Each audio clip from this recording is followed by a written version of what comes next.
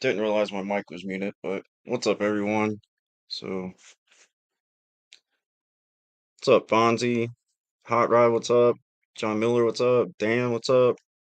RC Recreation, what's up, Jason? Dennis, what's up? You got the job. How's it going? Osborne,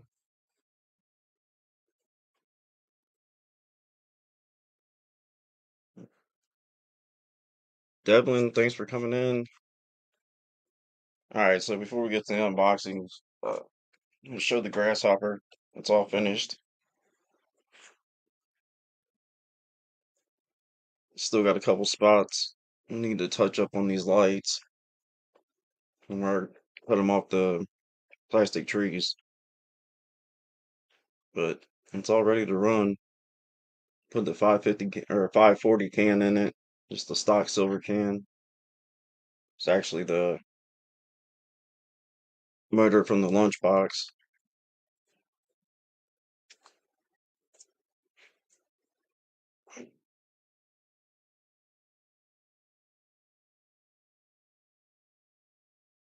Hi Dot and Ernie. Hi Midnight Jim. RC Nightlife, welcome in. Mopar Nut 62, welcome in. I know these rear wheels, man. These things were a pain in the ass to get on. Well, to get them in. It's not the tires.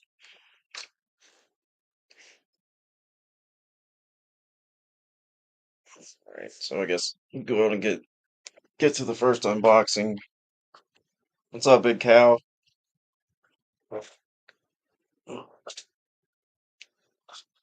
So picked up the Losi 70 Chevelle 16 scale no prep drag car. It's actually the first time actually seeing this thing in person.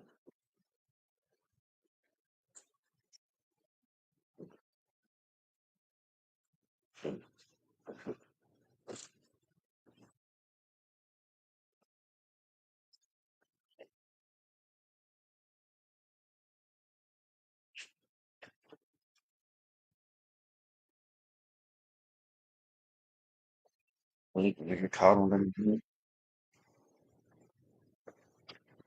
I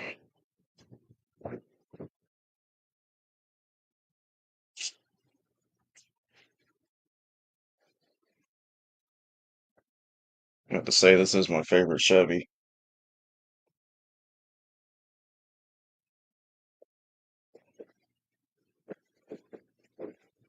Yeah, that's what I thought.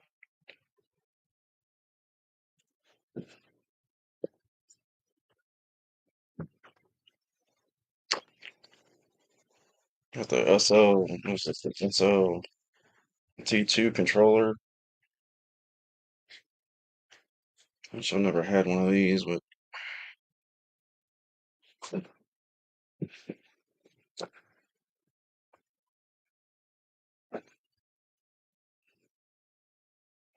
it's real smart. Everything noise, so you can't zip ties.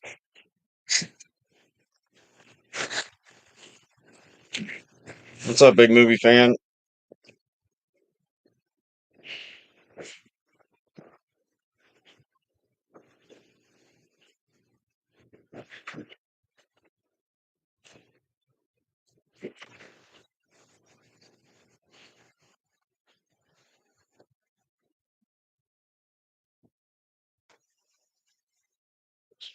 Zip ties are thicker than what they used to hold the damn truck from a Camaro in.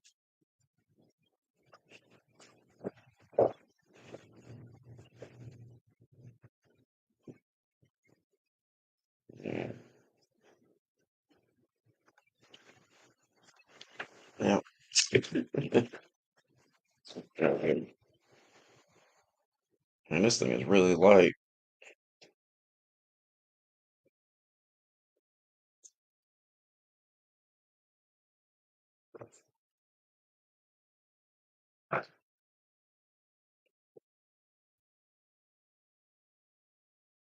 Yeah. Okay.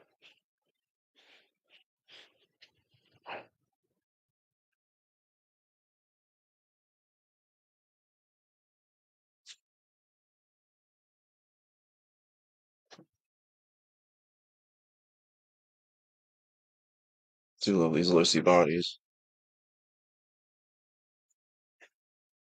Let's see.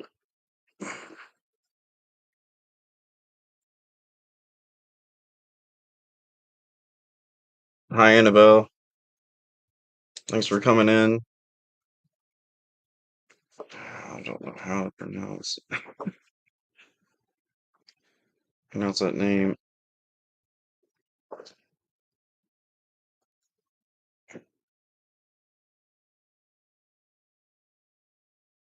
I swear, man, these little tiny body clips. You know, that one was a lot easier.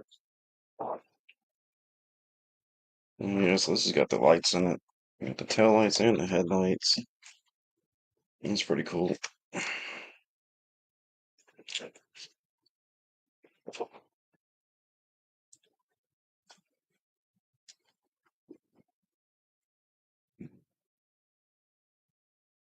Got the SLR 300 receiver, the SX 107 Spectrum servo, just analog. Yeah, the Dynamite 2S battery, just 50C and with 800 mile.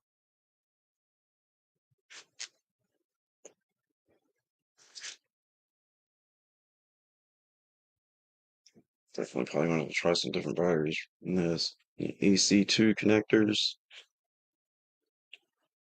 you know,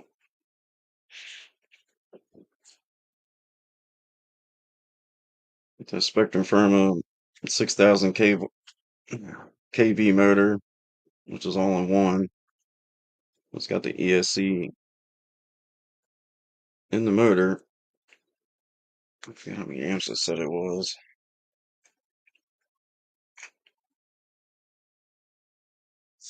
For the most part, it looks just like the bigger ones.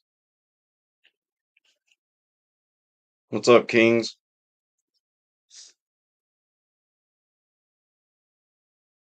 Yeah, they are cool, Fonzie. I wish I could have got that blue Camaro as well.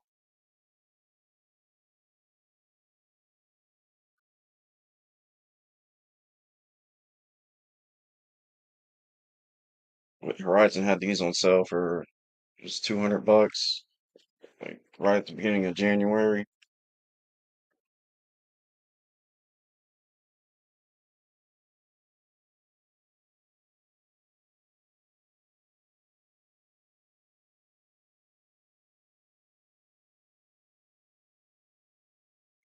I worry about that right now.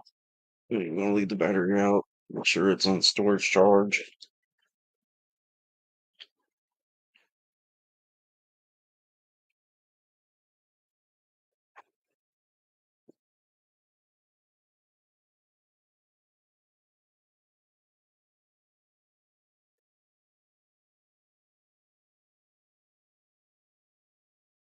This once it warms up, I'll take this thing out for its first run. It looks like at least if I drive this one underneath the car, probably won't hit nothing.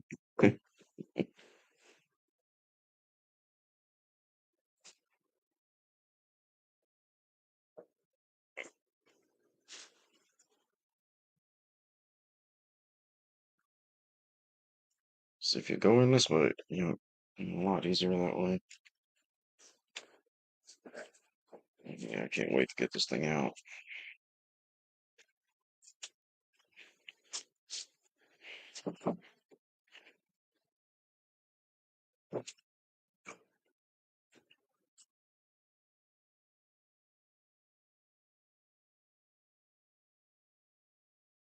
Thanks for coming in. You got the job.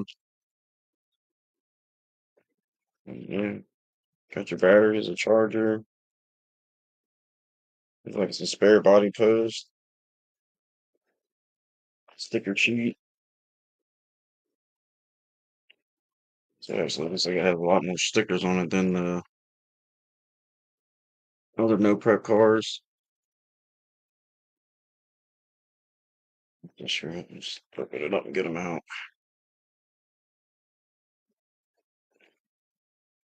I need to sharpen the knife.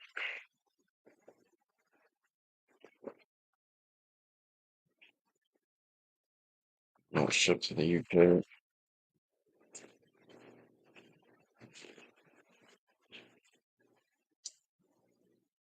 I don't even know if they still have that one, Fonzie.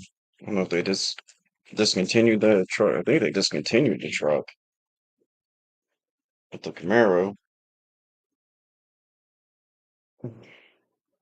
Nice Losi sticker.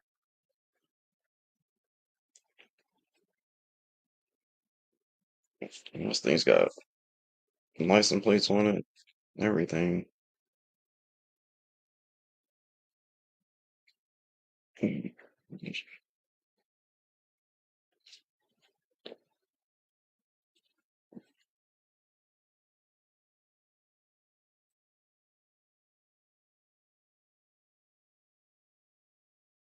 Allen key and cross wrench, barn plug. Yeah, definitely won't be using that.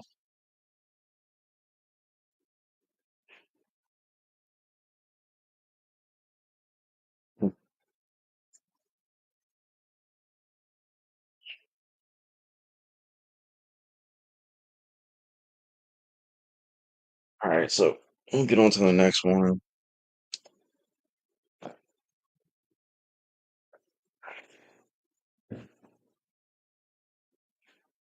All right, so I picked up the Kyosho Phaser MK2 chassis kit, and I'm gonna run. Let's see, I got a JX digital servo to go in it, and I'll put that quick run, the 10BL 120 Generation 2 in it with the 4000 kb 3650 motor.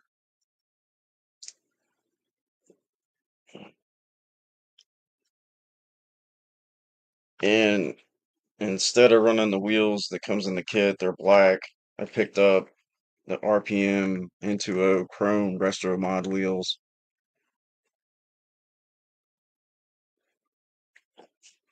I got both sets of those. And for the body, it's going to get the, which I know it's hard to see in here, but the 67 Dodge Dart Protoform.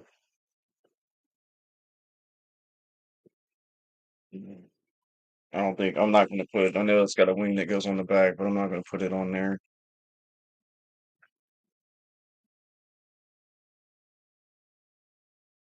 And I'm really not sure what color I'm going to paint it yet. I was thinking maybe like a metallic blue.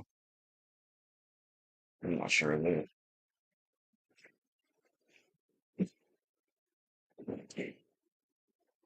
What's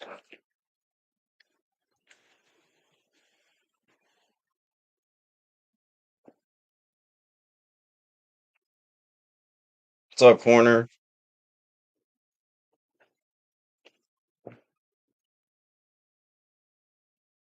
Yeah, it's pretty cheap too right now, Dennis. A-Main's got them on sale for 129, and then they got that $10 off for the January code or whatever. Or not, yeah, 139 is what they got on sale for. But 129 with that $10 off January code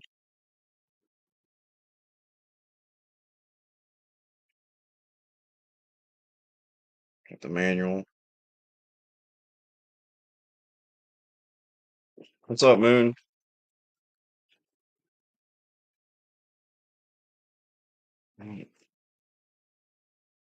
All your bag of parts here.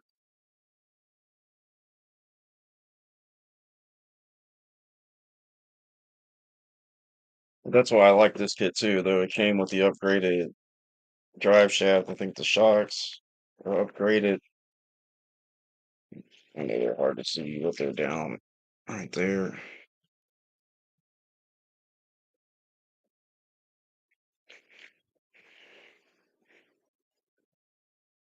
And this thing's already 40% built. Oh, that's funny.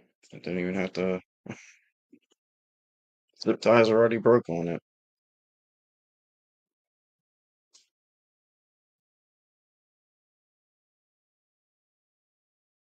And this thing's really light too. Damn, it's like don't have much weight to it at all.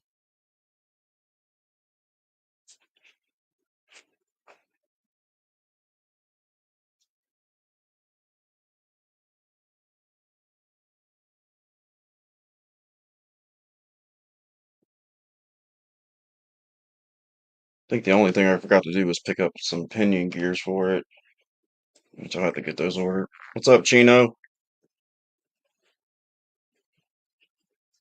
What's up, Sergeant J? Here's the rims and tires.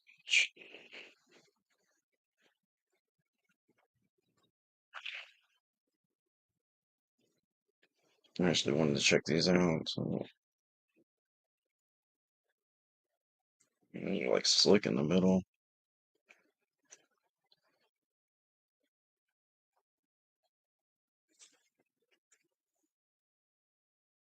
Yeah, but I just don't think those will look good with that dark body. I mean, they might. Can always try them out and see what they look like with it. But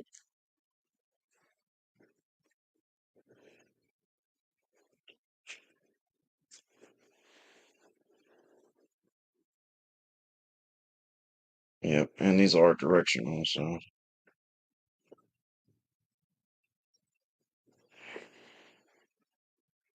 hey, Marines and Army Mom, thanks for sharing it out.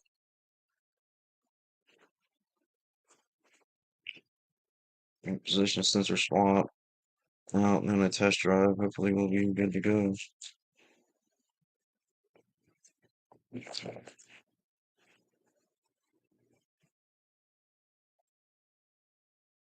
No, I know that, Dennis.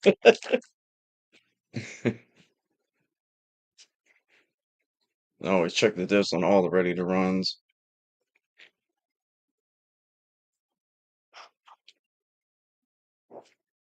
It's really, I mean, it really doesn't feel like there is something in there. There ain't much in it.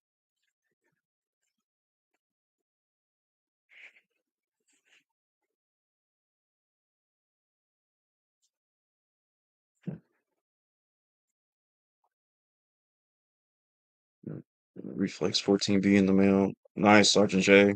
You're building an Enduro kit for a buddy. Hell yeah. Gatekeeper. I did the Enduro Builder's Kit last year. That's what I took down to beat the creek. Get this back. Last back up.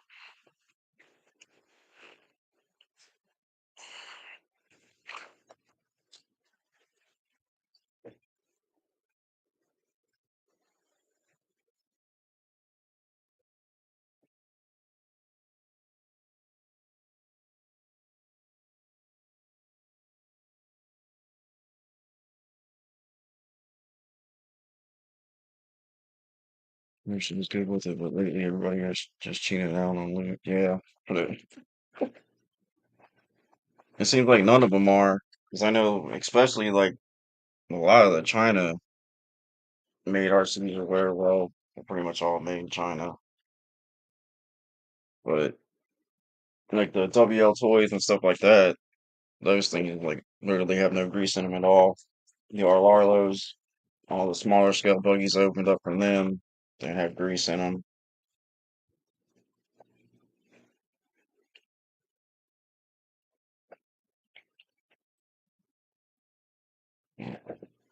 Just surprised to get this all back in here and see if it'll shut right.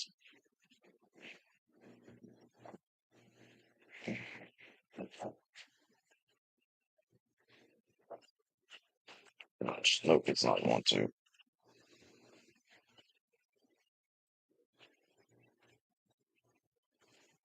Let's see what you're talking about.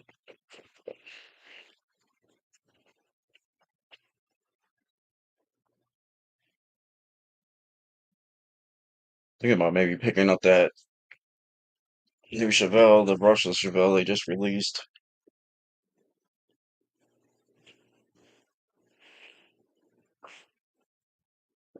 But this is the first Kyosho I've ever had. So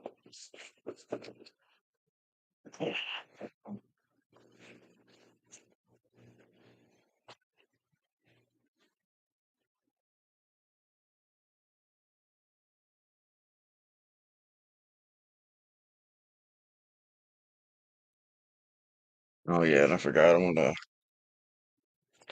got the Radio Link R6FG. It's got the gyro in it. I'm gonna be putting that in the Kyosho too. Put it on my what is that, the RC8 or RCX8 or whatever the hell that controller's called.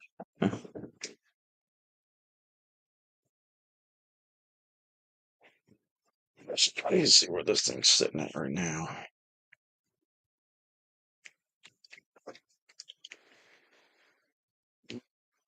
It's sitting at what, 32%. So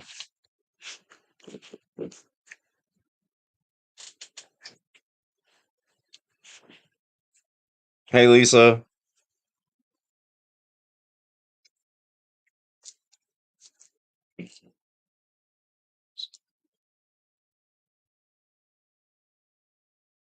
Something else I've been up to too is fucking uh,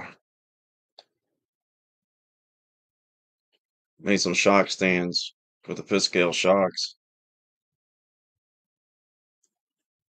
This top plate I did myself, and the rest of it these pieces here are upscaled from the like 10 scale shock stand, which actually I don't really think that's 10 scale, but what's up, Kurt?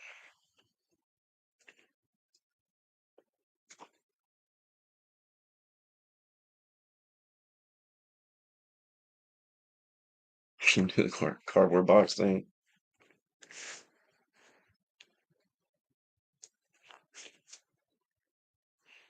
You on Instagram or anything, Sergeant J? So get a hold of me there, or well, actually, I get a hold of you in the WhatsApp. You can give me your address or whatever. I'll print you one up and send it out to you.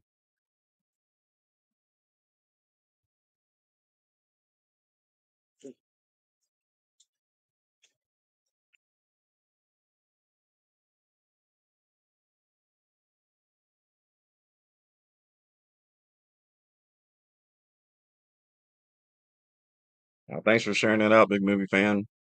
I appreciate it. It's been going pretty good. See, man, I guess I can get my damn. Yeah, I'll grab it real quick.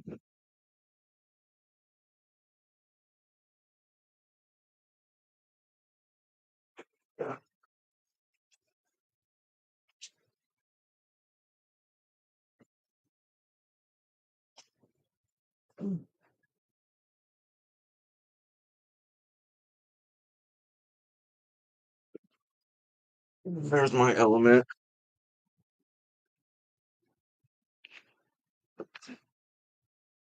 Nothing really special, but thinking about switching it out. Thinking about getting that Hobby Wing Fusion Pro to put in here. Man, these tires got shit sticking all to them.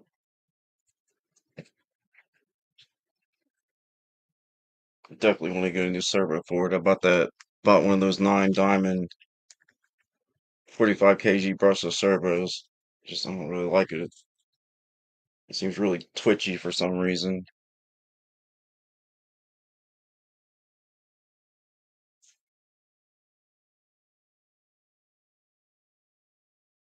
But then I got the this is the 77 or 76 Ram Charger body. Which I need to do some more work on this thing because I actually got a roll cage to go in it. I never did put in. I need to figure out some way to keep my transmission here from rubbing on the seats. Just rub the paint off down here and the seats or whatever. So you can see the light coming through. I did the Scale by Chris front grille, rear taillight buckets on it.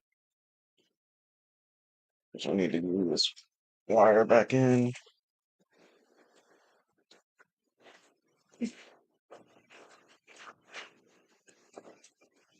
And then I guess that's what those are, those rare earth magnets. I use those to Never get this dude to go on. That's why it's right there.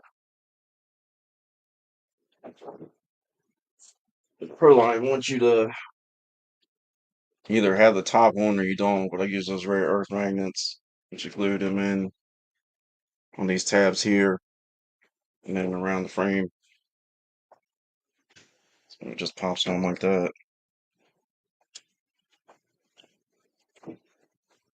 What's up, Nitro?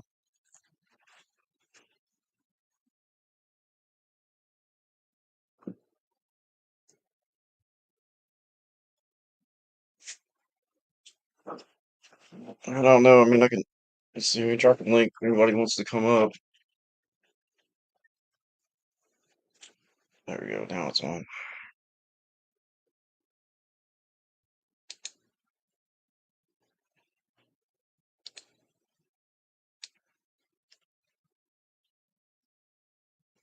Just, see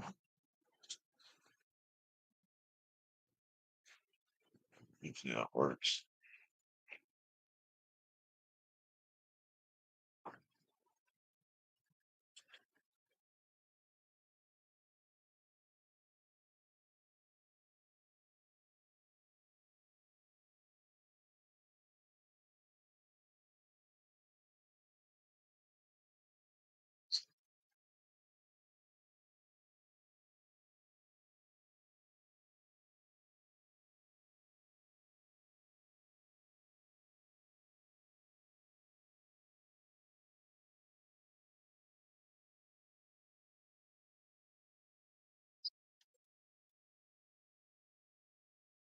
Let me grab my deadbolt.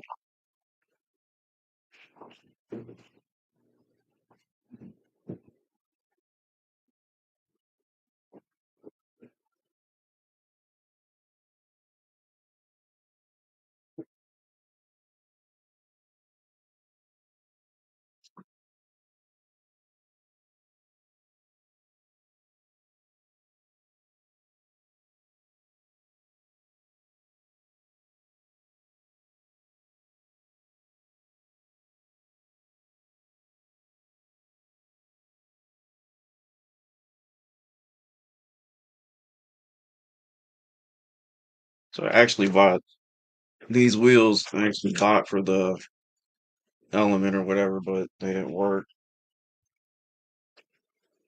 The SSD wheels. These are the Nitos that came on the deadbolt. So I really haven't done a lot to this either. Just a different receiver and put in the 1080 in it, which it's the Generation 2 1080. Or no, it's a Generation 1 1080. The Gen 2's in the element. Uh, put lights in up here. Well, this is what my niece ran when we went down to Beat the Creek last year for the night run. And yeah, a set of tail lights back here in the back.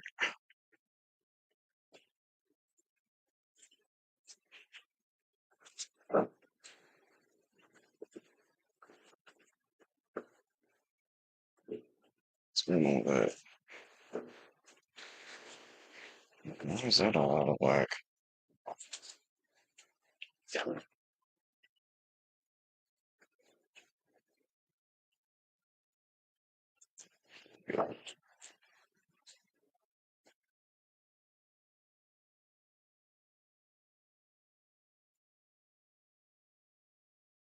ESC 70. Which one is that, Fonzie? At the ISDT or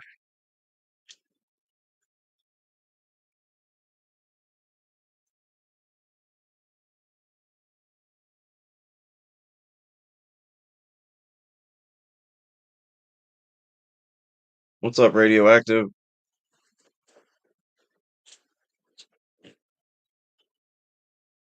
And then the only other caller I got is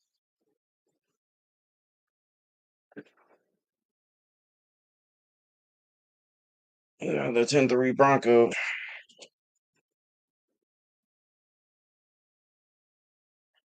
Which I'm actually still thinking about maybe selling this body and getting something else for it. This one pretty cool. It's got the opening doors.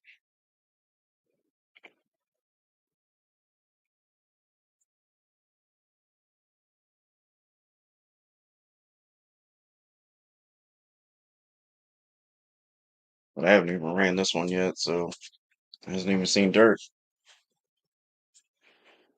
Seen some gold paint though. The gold paint didn't explode on me.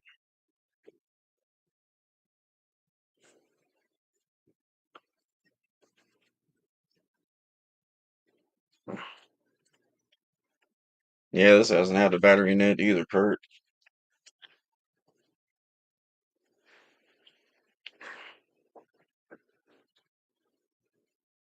It's got the headlights and tail lights.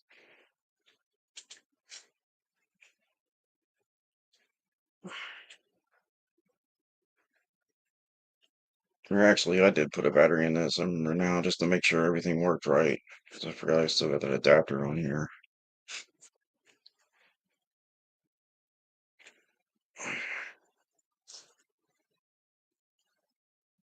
It was funny when that paint pin exploded, it got gold paint everywhere. A lot of it I got off. I mean, it was on the tires and everything. I was mostly worried about the body, but there's still some of it left there on the plastics. Which, yeah, you can't see that probably.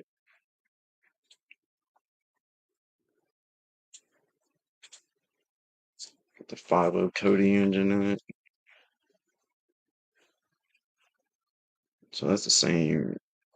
It's the same servo that's in that Chevelle.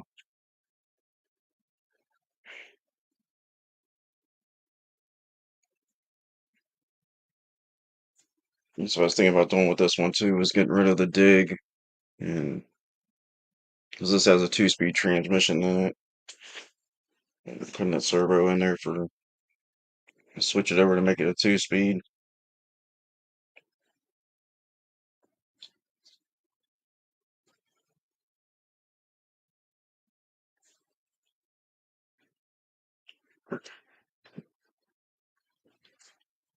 Let's see if I can get this body back on. This thing's usually a pain in the ass.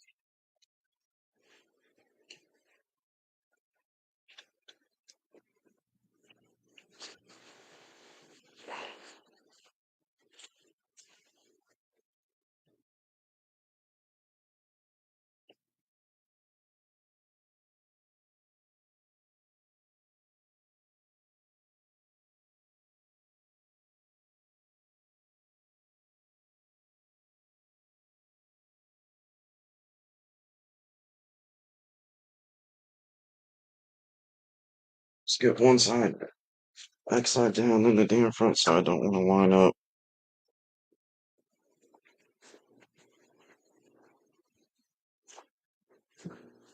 That's another reason why I'm thinking about just getting a different body for this or making this a top post.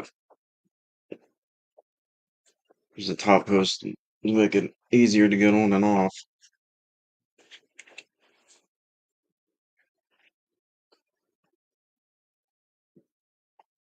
What's up, G Carter?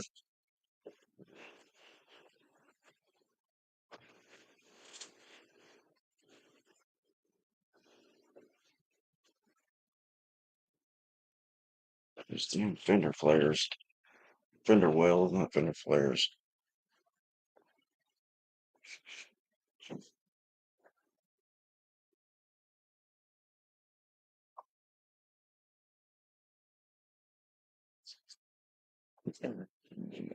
Sorry about that, Dennis.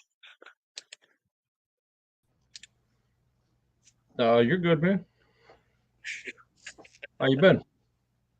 I'm good. I wasn't even paying attention to the computer. I was gonna say, look at it. He's asking if anybody wants to come up, and not even looking.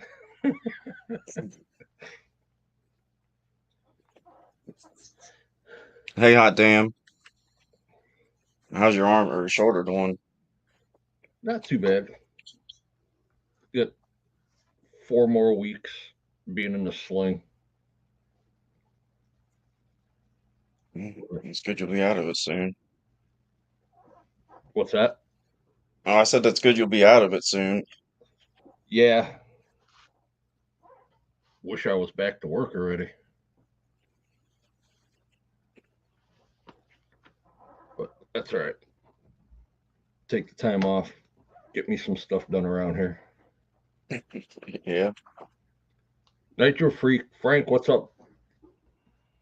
What's up, Nitro? I swear, man, they even put it where these damn clips got to be facing a certain way.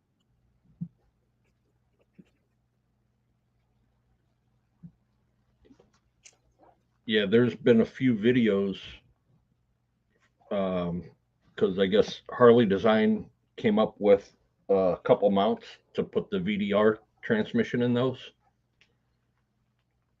You can put them in the new CJ7 and Eddie's RC just put one in his Bronco like that. The 10.3. So same chassis setup. So it gives you more room for interior and all. That's why I need something like that for the Element. Because what was that? I put that, what was it, the Bauhaus skin? It was supposed to lower it a few millimeters, but Yeah, yeah, it drops still, the center of gravity down some, brings the trans down. yeah, it still hits the body while the interior on that thing.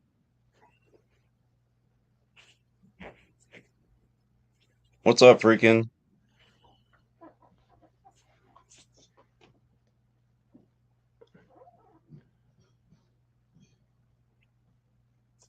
There we go. I have to get this thing out and run it before I go down to beat the creek. Take it down to the creek, I guess, around here and run it. You haven't ran that yet, huh? No. Wow. Nope. Bought it. Put it up on the shelf. Yeah, I know. I got quite a few trucks I have to go over before Beat the Creek. Debating on what all I'm going to bring this year. I might just go Bring a easy. lot down, or Yeah, I might go easy this year instead of bringing 10 like I did last year. Might just bring 4 or 5. Because I got that new Red Cat Ascent. That truck it's a really nice truck to drive. yeah, I've been hearing good things about it. Thinking about maybe picking one up. And my buddy Lanyards by Tony just picked up that new Cross UT4. That's a nice truck. I've got that here. I've been just tearing the drive line down, greasing everything for him. I still got to do the portal. It's a nice truck. I mean, it's a big body, but it's a really nice truck. I mean, it is Hell big, yeah.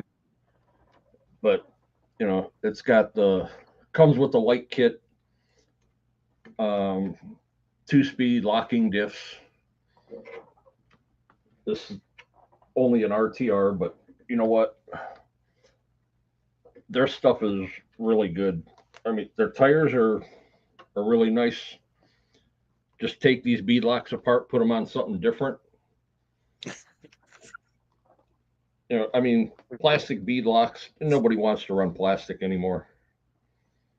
But put these tires on a cheap set of aluminum bead locks, and you're good to go. So I've been doing that for them. I built a 10-2 roller out of a box of parts that he brought over. I still got to finish that up. I need to finish up my second, or actually my third trail truck that I want to bring to Beat the Creek. Just beat the snot out of that out there.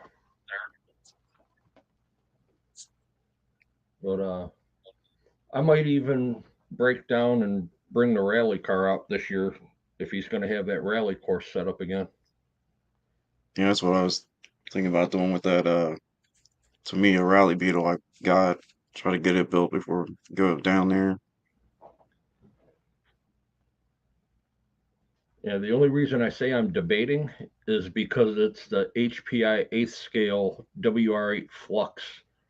It's the Ken Block Hoonigan edition when they first released them. So I've had this thing 10 years. I just don't Yeah, want those anything things to are. break. I don't want to break anything on it because right now it's next to impossible to get parts from HPI. Yeah, I wouldn't want to either. And then seeing everybody on Facebook asking if anyone's got one for sale. Yeah, guess what? I'm going to wait for the price to go up on them even more. Yeah, they probably will. Well, we looked them up the other night. Um, Mine right now, in the condition it's in, which is I can't say great and I can't say fair. It's still in really good shape. The bodies, you know, they're always going to get torn up. It goes right now for around 900 on eBay. Damn, New in a box, they're getting anywhere from 1800 to 2500. that's crazy. Yep. People are taking advantage of others' deaths, and I personally don't think it's right. Yeah, that's not. I mean, just That's just usually how imagine things go, though. just imagine what's going to happen after Dennis Anderson dies.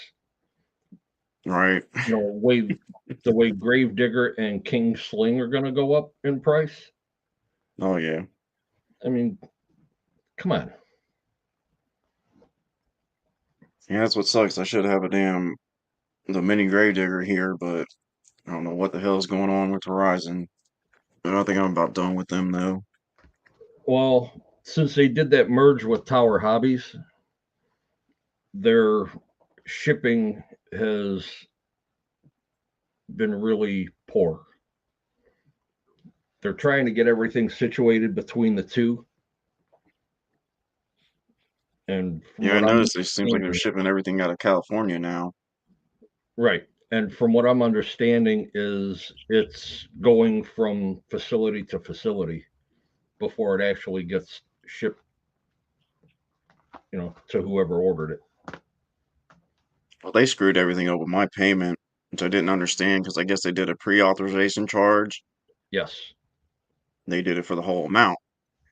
So then when they went to do the other charge, the funds weren't there for it because I was using my debit card. right, And it's like, why didn't you just finish the first charge? Because usually that's what they would do. But right. The I don't other know. thing you have to And keep an eye on too is you might see a double charge on it, so you have to keep looking at it. If you see a double charge, then what you need to do is you need to cancel your order, and then they'll get back to you asking why are you canceling your order, because nobody will answer the phone. I've actually, well, the first people I talked to were through the chat. Right, They and were no help at all. that's the only And way then you're going to. finally, I got a hold of somebody on the phone. And she finally told me that I need to go ahead and cancel my order or whatever. And then, but since they don't have any in stock right now, I'm just gonna have to wait till February. Right. Well, you What's could up, always put it Osborne? on your wish list in there. What's up, Mitchell? Osborne, what's up? Moon over Miami, how you doing? Top Speed, what's up, Jersey? But I think I'll just wait till February when they get one in stock, order it, use the rest of the points I got with them, and then just I'll order everything through A Main or somewhere else. Right. Yeah, the only thing right now with A Main is they bought a bunch of hobby towns, so their stock is going to the hobby towns to replenish what they have and what they need to keep their stores open. Horizon was stocking them, wasn't they? Horizon was, but Horizon wasn't getting the orders from the hobby towns like they should have been. It was all computer generated orders. So a lot of the stuff wasn't being ordered. Like there's a hobby town that's 40 minutes from me. They barely have paint. Yeah, that's the way mine is, especially like the model paint stuff. Yeah, I mean, you And can't then, get much of anything from the hobby towns because everything is on consignment. So when they go through the the main headquarters for Hobbytown where they're getting their franchise, all the orders have to be pre-approved from them to go to Horizon. They can't order direct. that's kind of messed up. We should be able to order direct. Right. So now A main is a direct shipment to them instead of going through the main headquarters.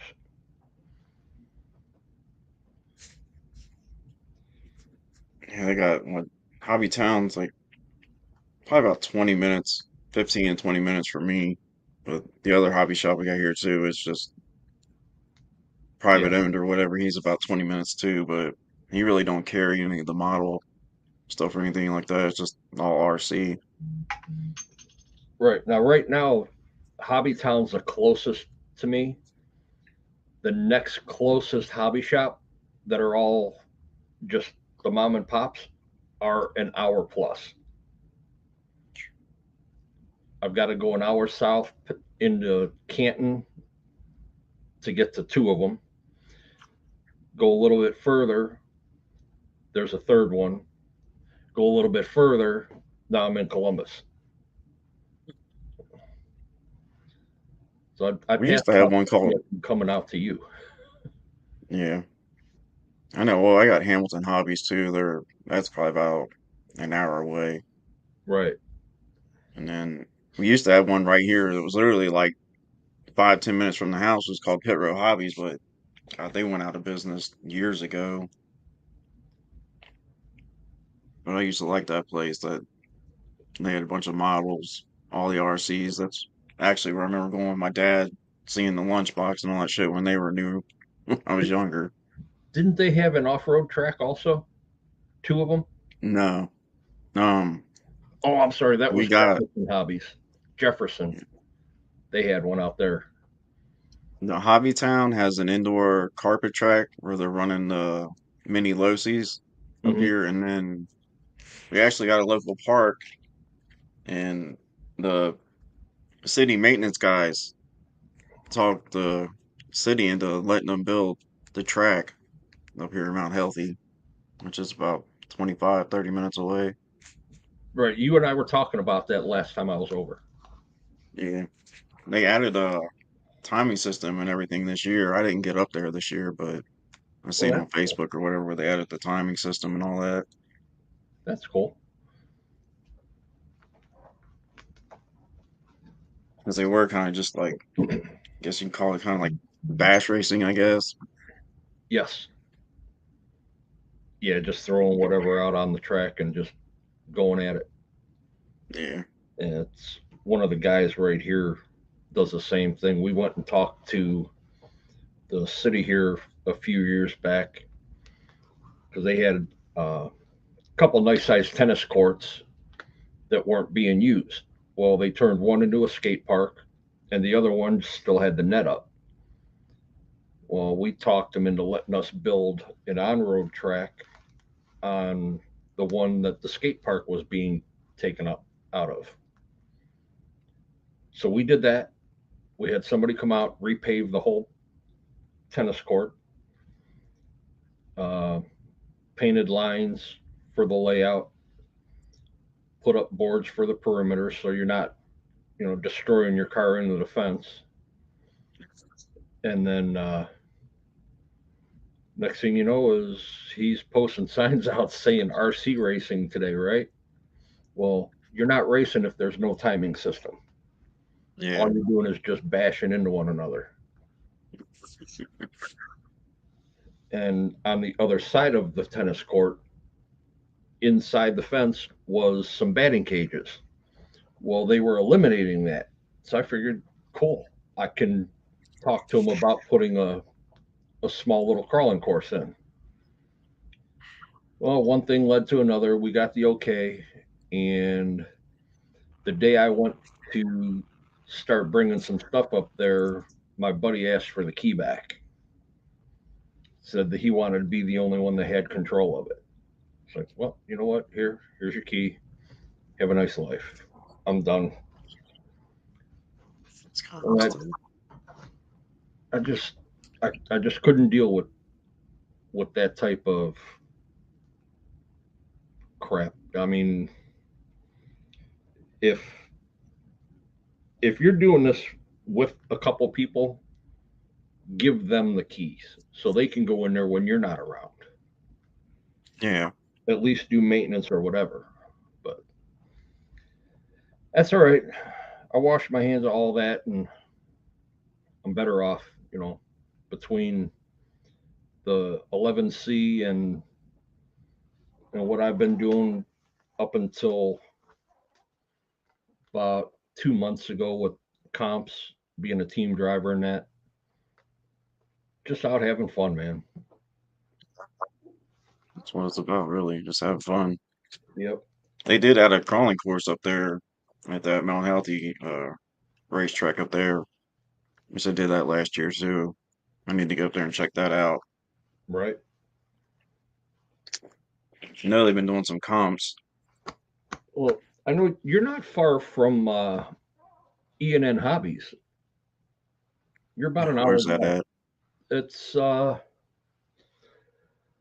god, I want to say it's just on the south side of Columbus. So you're about an Yeah, that hour, wouldn't be. hour and 20 minutes. I think it takes. I think it's about an hour, 45 minutes to get to Columbus from here, so it shouldn't be too far. Yeah, because they've got shit. They got a couple indoor tracks, um, crawler course, mini Z track, and then they also have outdoor tracks. I think they have on road and off road outdoor. I have to check that out. Yeah, E&N Hobbies. E and N. Yeah,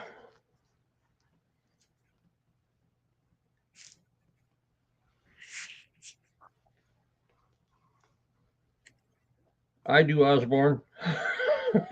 Yeah.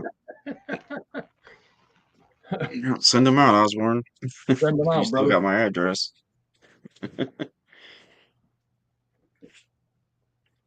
Private message me.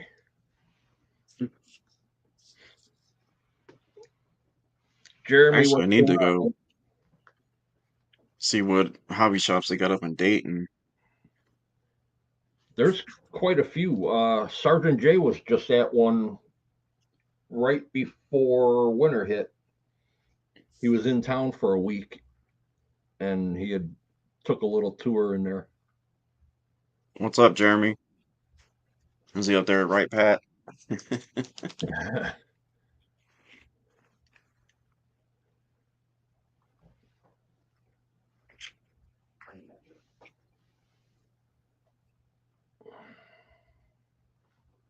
It's been a little while since I've been up that way. I went up there last year to look at a Honda CRV or whatever, but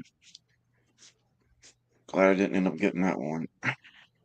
Did you end up getting another vehicle? Yeah, I got a 2006 Honda CRV. Okay.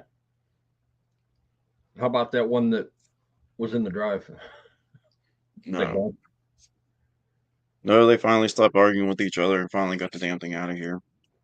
Oh, okay. I gave him like 3 days, so you don't come get it. It's going out in the street. Cops come by and tag it. Well, it's getting towed. That's your problem. Right. Other than that, how's everybody doing over there? Niece, We're doing grandma, good. sister, all that. Huh? Niece and your grandma and your sister, everybody's good. Yeah, they're doing good. That's cool. You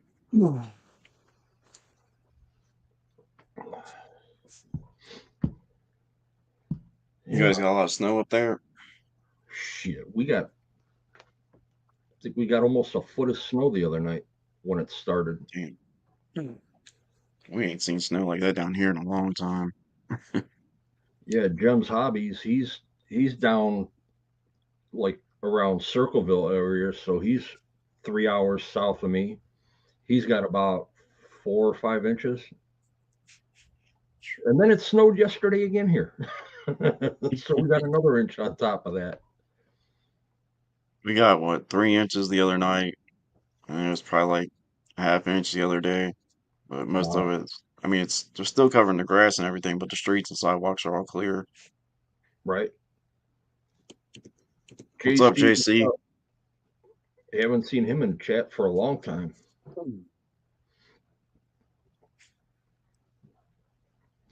I see Moon over Miami in chat on the 11 Charlie stream every Monday. Yeah, And I want to say that I've seen Marines and Army Mom in their chat. yeah, she's been in there. Yeah, quite a few of the names that I've seen in the chat today, I've seen on other lives, which is cool because, you know, RC community's got to stick together. Yeah, You know, we're just one big family of just big kids. yeah, it's pretty cool too. I mean, it seems like a lot of people are willing to help, others out and everything. Yeah. Um, Which, there was a guy that I had met last year at Beat the Creek. And then when we went to Great Lakes Gauntlet, he was there with us, you know, camped out by us and all. And he got in touch with me the other day because he was having somebody else build a truck for him that kind of went MIA since June. So he just got in contact with him. So now what he's doing is he's having this guy send everything that he's already purchased to me to build this truck from start to finish. Here you go, drop a battery in it and go. I'm like, dude, I got a lot of shit on my plate right now. I've got an infraction body, or I'm sorry, a limitless body here that I have to do for Kurt. I've got a couple more bodies coming from Operation 11 Charlie that I have to do. I've still got to finish this truck behind me to bring to Beat the Creek to give away. Um, then, of course, you know, I don't know if you've seen it yet. The Cross RC WT4. It's a rollback tow truck. yeah, I seen it. That's the one that I have to build. And he's telling me everything specific that he wants done. So, for what I'm going to charge him to build it, all these add ons that he wants, no. Because I know there's a lot of detail in the truck. Any cross hard body that you do, you're looking at roughly a month's worth of work just on the body. Damn. That's 2 years. The what was it? The cross you built, was it last year? The one that looks like the Blazer, or Yeah, the XT4. yeah, the XC4. Okay. Yeah, that was That was a rush build because it was in a build-off competition and it needed to get down to Florida to USTE. Yeah, I like that one a This lot. I had built within a month's time and driving it. And there was still quite a bit more that I wanted to do on it and never had the chance. So now I think what I'm going to do is just leave it alone and don't mind the cripple behind the camera. It's kind of hard to do anything one-handed.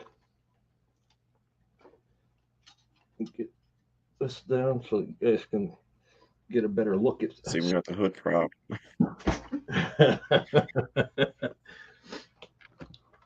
Yeah. The way that you see this truck, except for the wheels now, I changed the wheels. Everything that you see comes in the kit. Damn. It's got a light kit. It's got a 2-speed locking diffs,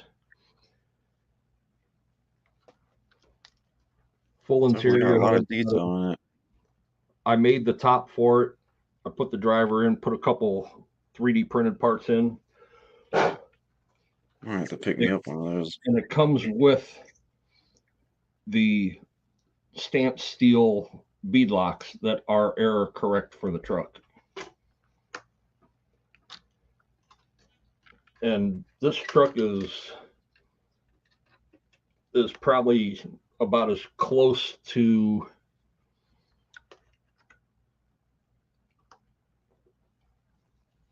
licensed body as you're going to get unless you buy RC 4-wheel drive. Right. I mean, That thing looks really good. they did a hell of a job on everything. And then instead of red wires, they also give you black or yellow wire to cut for the plug wires. That's pretty cool. So yeah, I mean, the dash lights up, headlights, tail lights. It doesn't have turn signals, thank God. Who do you order those through? Cross or? Yeah, I get all my stuff right from Cross when I buy these. I don't go through like Amazon or RPP because once you buy from them with Cross, it's hard to get anything basically warranted as far as any broken parts. So as you're building, oh shit, dirt all over my computer. As you're building and you find parts that are missing or that are broke already, if you contact Cross as you're building it, just take a picture. They'll send you the whole parts tree or that part. Okay. Without What's any. up, Riff Raff? So it's a company that people are still kind of new to, but yet also think because it's not a big model company that their stuff is garbage. Well, this whole shelf behind me right here, plus that truck, I've got 9 Cross trucks. Out of Must be pretty 20 of damn them. good then. Yeah, I don't see why people do that when companies are small. I mean, just because they're a smaller company or not as well known doesn't mean their Right. Now, stuff's garbage. Cross has been around for about 8-9 years. And you know, their scale is spot on and their detail. I mean, those 2 are hard bodies, these 2 are Lexand, and then I've got 2 more hard bodies plus this big hard body. That's a hard body. I've got one of their trailers. Tank RC is actually working on a 12th scale military truck for somebody that started the build and didn't want to finish, which is their BC-8 Mammoth. That's a $1,400 kit. Damn. And they sell out of them real fast. Riff Raff, what's up, brother? What happened to USTE this year? Rob Matthews and his wife just had a baby, Oh, okay. and I also heard that there was um, some talk that they had to relocate, that they had to find somewhere else to do it. One, because the property owner was doing something else there, and two, that they were outgrowing the property. So now they're in the midst of looking for another location, which is going to be closer to more people instead of being in Florida every year. So the talk is he found a spot. He's just not saying where. They're just waiting for the final okay. And then 2025 will be the first new location. So expect Beat the Creek to have close to 3,000 people this year. Yeah, that's what I was kind of thinking. It's going to be a lot busier this year. Yeah, so I'll be there again Thursday to set up with Lanyards by Tony and for Operation 11 Charlie. I'll be there for setup. This way I can get Thursday night run in All right. at least. And then Friday, it's going to be game on at noon. Gates open for everybody. Yeah, I'll probably try to make it down there try to right around when they open. Because I didn't get down there until it was like 5 or 6 last year, Yeah. Friday night. Well, what's it take you? About 2.5 hours? Like an hour and 5, 10 minutes. Oh, shit. I wish it was that close for me. Yeah, it's not far at all, really. Yeah, it's about 4.5, 4 hour, 45 minutes maybe for me. The one that's going to hurt me is going to be Axial Fest Badlands. That drive's going to probably hurt me a little bit. It's I looked that up, but I don't remember how far away that is. um I want to say it's 5 hours, 5.5 for me. Let me double check. It's in Attica, right? Or Yeah, Attica, Indiana, at Badlands Off Road Park. these are two Badlands.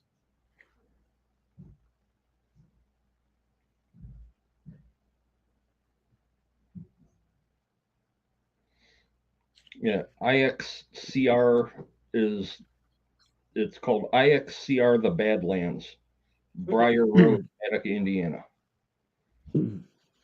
That is just under 6 hours for me. Really? It's saying it's only like 2 hours and 53 minutes from me. Yeah, but don't forget, I'm a little over 3 hours away from you.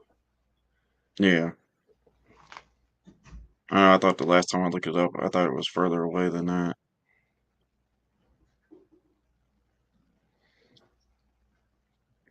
Yeah, so this is the playground when they have it. It's just a Right. giant off-road park, man. A few hundred acres. They've got night runs. You camp on site. That's the biggest thing that got me. So I'm definitely going.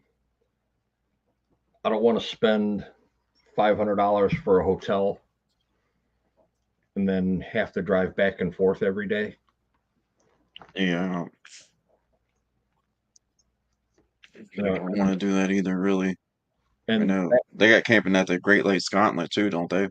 yep. And that's the biggest thing with Axial Fest, or I'm sorry, USTE, is people were complaining, one, about the price, and two, the price and not being able to actually stay there past 6 o'clock. After a certain Yeah. time, it's get out, go back to your hotel, your campsite, wherever you're at, see you tomorrow. And you still got 3 hours of daylight. Right. At least Badlands, Beat the Creek, Great Lakes Gauntlet, Pearline by the Fire, Axial Fest West Coast, they all have night runs. You can stay on site at every one of them. Yeah. And I couldn't see personally spending $140 for one person to get an Axial Fest or USTE. That's a lot of money. Damn. Yeah. Queenie, her and her husband went to USTE 2 years ago, I think it was. $1,500 just to be there between their Damn. room and to get in. Yeah, it's a lot of money. Yeah, it's crazy just for an RC event. Mm. Right. And USTE is they're they're toward all the dollhouse trucks like that one and like Yeah. another one that I held up. They're all about the hard body custom build small tire stuff. If you run into any mud or water, it's because it rained the day before or it's raining the day that you're there. Right. I don't mind a little bit of mud and water. I don't mind some difficult spots on the trails. But if it's just like going out on a regular walking trail that has some small rocks and roots, that's boring. Yeah. I mean, I can do that here. Right. Just find a gravel tow path for hikers and bikers and just drive down it. Has Beat the Creek put anything out yet, or? No, not yet. Um, Joe and Chris both posted the other day that they will have something by the end of February. The dates, the admission, all that. Yeah, I was kind of wondering if they were going to raise the price on that or anything this year, but You know what?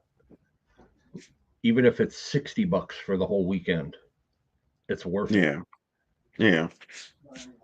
I mean, what they have last year for vendors? 46 or 48 vendors? Yeah, there was more there than what there was in Yeah. 2022. Yeah. And you can stay there. You've got all those vendors. You've got food all day long Yeah. from the local fire department, along with um, some killer trails, and especially like the barn. I mean, come on, everybody goes there just for the barn. Yeah. And then this past May, what they did was Sunday after all the thunderstorm went by, they gave away over $23,000 in RC product. Yeah, I stayed there till the end. I remember doing the giveaway and all that. Yeah, I mean, between all the door prizes, all the raffles, and then they do auctions. They auctioned off those two trucks that were, you know, jumped around from person to person, built and painted. They auctioned those off. All proceeds went to Operation 11 Charlie. Um, it's that to me. That's the type of RC community that I started with. People that will give their shirt off their back to help you and keep you going. Yeah, I remember that Sunday. That shit sucked Sunday morning. That damn storm come through there. That first big bang of thunder got me up at 6 o'clock. Yeah. I woke up a few minutes before that happened. My niece was outside the tent. The way that shit hit, I was like, damn. Like, Right. yelling at her, making sure she's okay and shit. Like,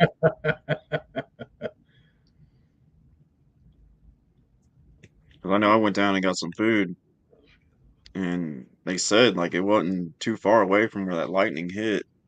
Yeah. So big head. What's up, big head? Yeah, as a matter of fact, he was camped right next to me. Big head. Yeah, I remember that. Yeah, Yeah, him, uh, JMRC John Martin, and Lanyards by Tony. We were all camped around each other. Um, this year I'm expecting to see more vendors, more than usual, and I don't think there's going to be an empty blade of grass around there with campers not being on them. yeah, It's probably. going to be crazy. I know I was over in that other field. Oh, when you go through the tree line. Yeah, Yep. Um, Chris, RCA 84 Films, all the guys that he knows that the Ditch RC Park, they were yeah. over there. Drew Love, Josh. Oh God, I can't think of his last name now. Yeah, there was a bunch of guys from North Carolina that came out, and David Big Head come up from South Carolina. Um, so I think this year we're going to see more of the big names in the industry as far as YouTube and other stuff. Uh, Great Lakes Gauntlet, Chris from GCM Racing was there. Rob Matthews from USTE was there. Jeremy Griffith, Big Squid, he's always there. He also lives, I want to say, about an hour away from it. Um, Josh from RC Everyday was there. Those two are like this; they're inseparable. Him and Big Squid. Um, Sharif from Reefs RC, he actually goes to the events, and I mean, So we met him down there in 22 or whatever and talked to him for a little bit. yeah, yeah, he's a good guy, really nice guy. Um, Cody from Dixieland RC, 2022 is when somebody broke into his stuff and stole a bunch of stuff. Yeah, remember This hearing year, about that. this year actually went nice. Nothing happened. Um, and I think that was the other deciding factor for USTE is there was people stealing other people's rigs. I'll get that shit, man. I mean, you're there with your stuff already. Why are you going to bother touching somebody else's shit? Yeah, there ain't no point in that crap. No. I mean, this truck right here, that took me 2 months to build. I've got roughly 300 hours into it and a little over $1,000 in just building it between the kit and paint and everything else that I've done with it.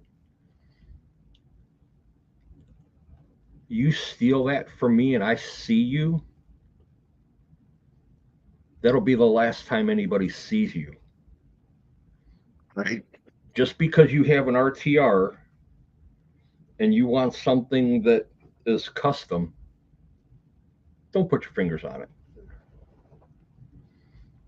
It's not really that hard to do something custom, anyways. I mean, a lot of these 3D printers nowadays don't cost that much. I mean, Exactly. And everybody's got one.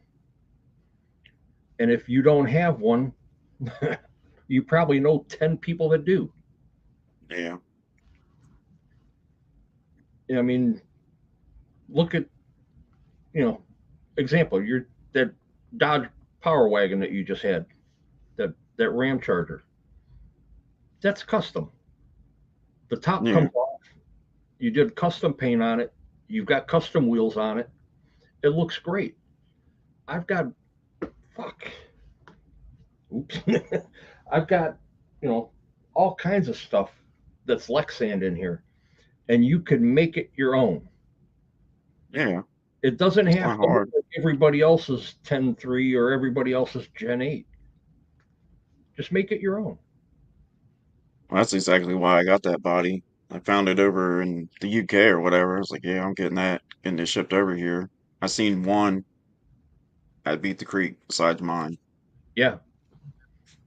And Jeremy's got it. He's got it right. If I catch you touching my toys, I'm going to F you up. Yep, Exactly. being Exactly. with an inch of their life. You will regret waking up that day.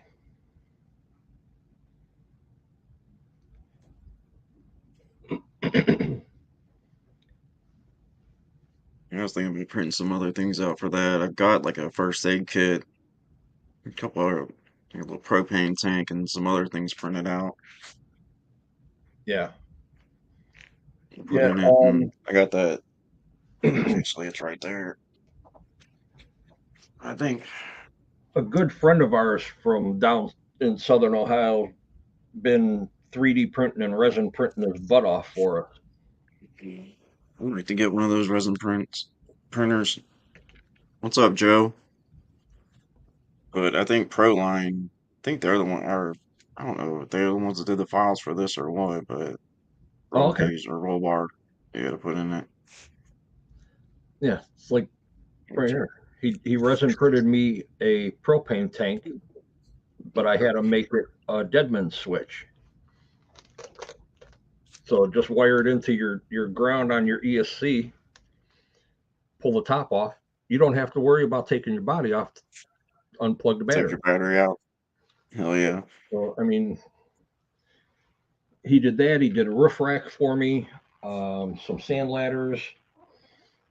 He's also making uh, thumb steer controllers for radios right now. This is for the new Red Cat Ascent radio. It'll fit the Spectrums. He's doing these. This is limited only for Operation 11 Charlie. This one. He's he's also doing them for the Fly Sky GT5s and the Nobles. So as soon as he can get all the dimensions for all the different controllers, he's going to be printing a bunch of those. What's up, Nora? Thanks for coming in. I know I got a file saved for that radio link, that RC8. I still ain't printed it out yet before the thumb wheel. Yeah, yeah, for the radio link. Yeah, Yeah. Now, did you see the new Radio Master yeah. M4? I've watched a few of the videos on that. The best one right now is Roadside RC. If you watch all of his videos on that radio, you'll learn quite a bit really quick. Yeah, he does really good videos when he's explaining how to work something and stuff. And the he did one. It was a range test. So he took that radio and his Spectrum DX5, got in his car, had his son sitting in the garage. The DX5 was on one car, the Radio Master was on his drift car. And as he's driving out of the driveway, he's just, steering it, asking him, is it still working? Yeah. He got to the end of his street. Is it still working? Yeah, they're both working. As soon as he turned off his street, made a left, the Spectrum started to glitch. And Imagine then range came back. Then all of a sudden it just quit completely. He was over a quarter mile away and still had signal on the Radio Master. that. And What's that up, was John? a range extender. John Paul, what's going on? Yeah, because you can get a range extender that goes on the top of it too, and that was What with a was it? range extender. I know RC explained he did the range test on the Radio Link. Was it the was it either RC6 or the 4? But I was surprised how far that damn thing went. Yeah, they get close to a quarter mile. And it's nice Nice. to see that these radios are coming out, because who wants to spend $300, $400 for a Spectrum or for Taba or a Sanwa? Yeah. I don't. I've Mm-mm. got Fly Skies under $100. I forget what I paid for that Radio Link.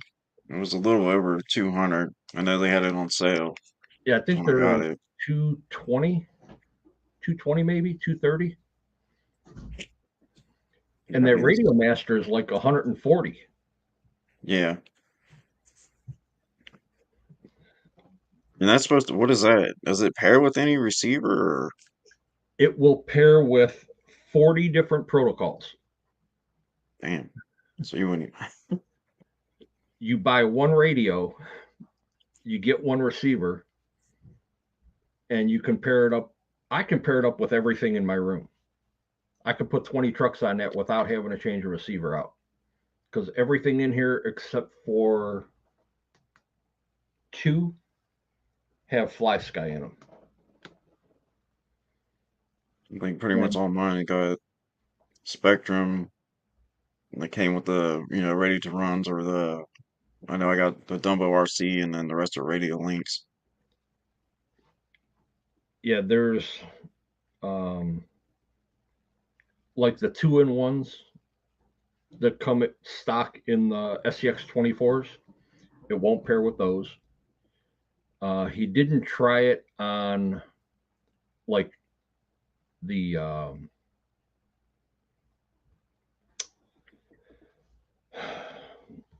my god, I Yeah, I don't like think it he so tried far, it on Fonzie. radio stuff yet. I still need to figure it out some more though. Yeah, I've been debating back and forth, Radio Link or Radio Master, and the price is weighing out more than the model itself. Right. Uh, the other thing with the Radio Master is it runs on drone protocols. All the software for them is designed for drone, for flying, Yeah. and I think you I can had to use this. switch. I had to switch the protocol on it to for the receiver I put in the Grasshopper. Yeah. Now, if I'm not mistaken, the M12 from Radio Master has 16 channels, and on the Damn. base of the radio in the front is a pod that you can remove the cover and plug in either like a joystick or two 3-position toggle switches. Damn, that's crazy. Yeah, Can it run off lipos too, or yeah, it comes with rechargeable lipos in it, okay? and they're monsters. They're big. It runs 7.4. I think they said you can put up to a 3S pack in it, so you can run 11.1 on it. The other part Yeah, I think is funny, I think the that radio link goes up to 4S. the part that I think is funny though about Radio Master, it has arcade games in it. Yeah, because we need that distraction while we're driving these fucking high dollar RC cars. Exactly. Wait a minute, I'm playing Centipede. I've seen where people have been like programming, this to do different things and shit, like when you start it up, what it says and shit like that. Right now, if I'm not mistaken, I just seen somebody had that controller. There was a cord coming from the side going to like their phone, and it had video. It had FPV on the radio. Yeah, I think that's one of the features of it because I mean, it's got, I mean, you You can hook up headphones, the Right. C port, and then this DSC, which I mean it looks like a headphone jack too, but Yep. not Yeah. like I mean it feels good in the hand and everything. I barely can reach the wheel to do the one-handed shit, Right. but it's got all the adjustments, to adjust the trigger and all that in there. So Wolsty, what's up, Carl? what's up, Wolsty? But I mean, it came with the 1700 mile, 2S. Right. Yeah. I want to say the batteries that come in that Radio Master are about the size of your middle finger. Two of them. So probably like the 18650s. Yes. And I actually got a bunch of those sitting around. there's quite a bit of room in the bottom of that radio when you pull those out. And I think there was 3 different plug styles to plug regular lipo pack in. Oh yeah, that's what I like about the radio links. I know when I first got it, because that first radio link I got, I actually won that from, was it Jay Sinister? I Yeah. opened that damn thing up and was like, damn, this thing takes 8 AA batteries. What the hell? Right. But then I realized you could pull that bottom piece out and put a lipo in it. So, like a Gens Ace, 800 mile lipo I usually put in it to run it. Yeah, my GT5, I think it's a tattoo.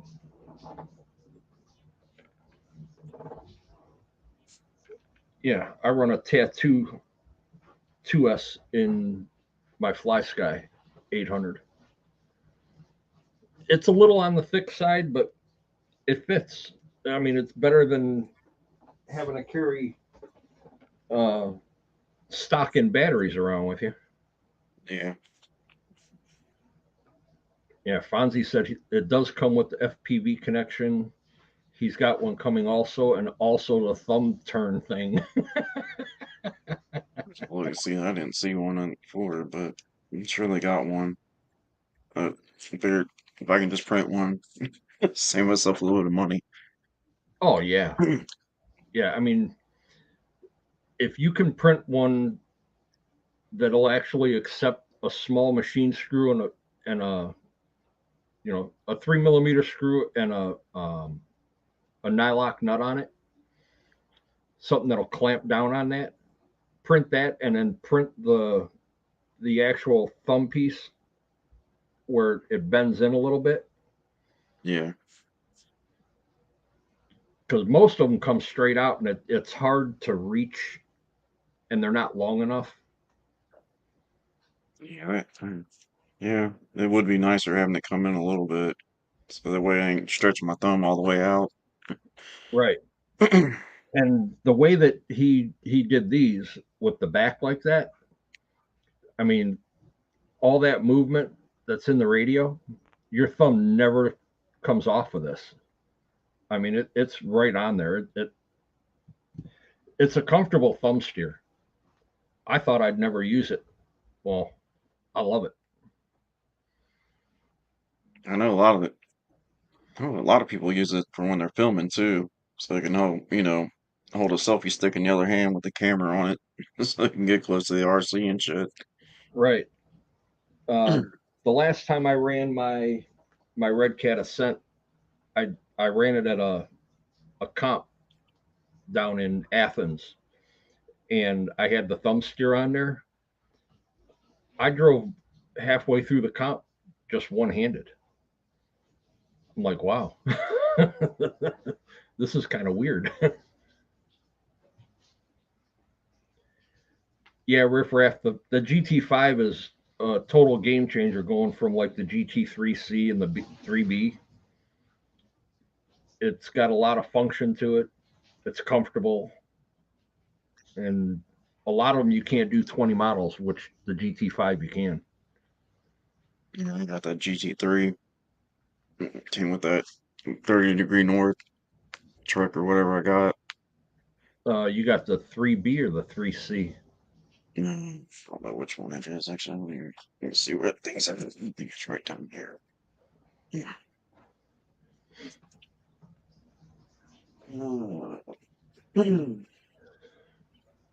It's the Oh, you got the yeah, it's 3B. the 3B. Yeah, I like that one. I wish channel 3 on mine was programmed when I got it. A lot of them came already programmed where it was usable, and a lot of them didn't. Yeah, that's another one of those ones that 8 damn AA batteries. Right. Yeah, I got channel 3 is what I got the kill switch hooked up to.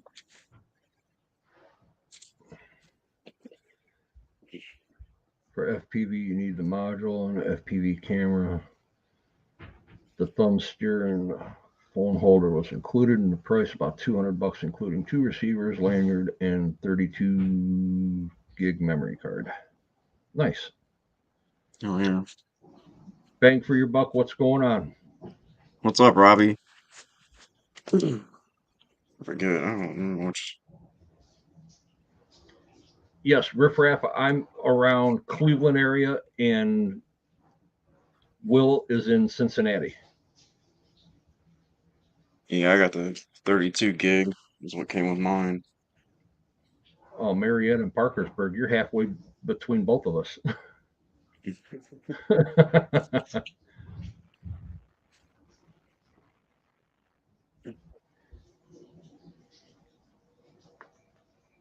Yeah, that's what sucks, man. I wish we were all closer. Right. I think the closest one to me out of everybody from YouTube is Art Guru. He's 20 minutes from me. Yeah, he's probably. And then, of course, Gems RC or Gems Hobbies and Truck Tech Joe, they're Southern Ohio. They're 3 hour drive. Your 3 hour drive. I think about the John closest one. Martin. I think it's probably Big Cal. I think he's up in Dayton. And JM's RC, John Martin, he's 4.5 hours. He's up in Battle Creek, Michigan. How's it going, Michael Graham? Thanks for coming in.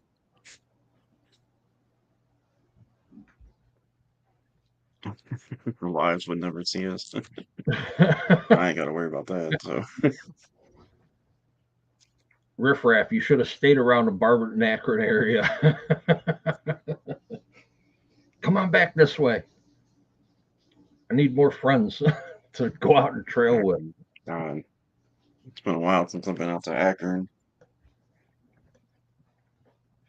The only time I I'm know in we my used to go hunting over in Gallipolis or Gallia County. yeah. Riffraff, did you by any chance go to the event that was in Mount Gilead in September, October? Oh, I'm sorry, November. It was November because it was a turkey crawl, Mount Gilead at RC River Trails.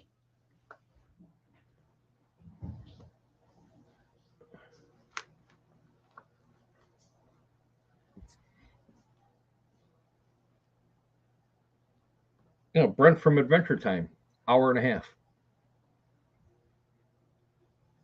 He's just on the other side of Mount Gilead from me. Yeah, I was actually kind of surprised seeing how many channels are actually from Ohio. Yeah, there's quite a few. I didn't realize that. Icons is Cleveland. RC Ohio, the guy Todd, he's in Menor. Um,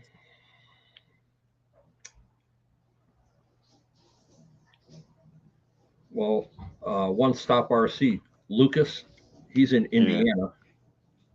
Indiana or Illinois? Indiana.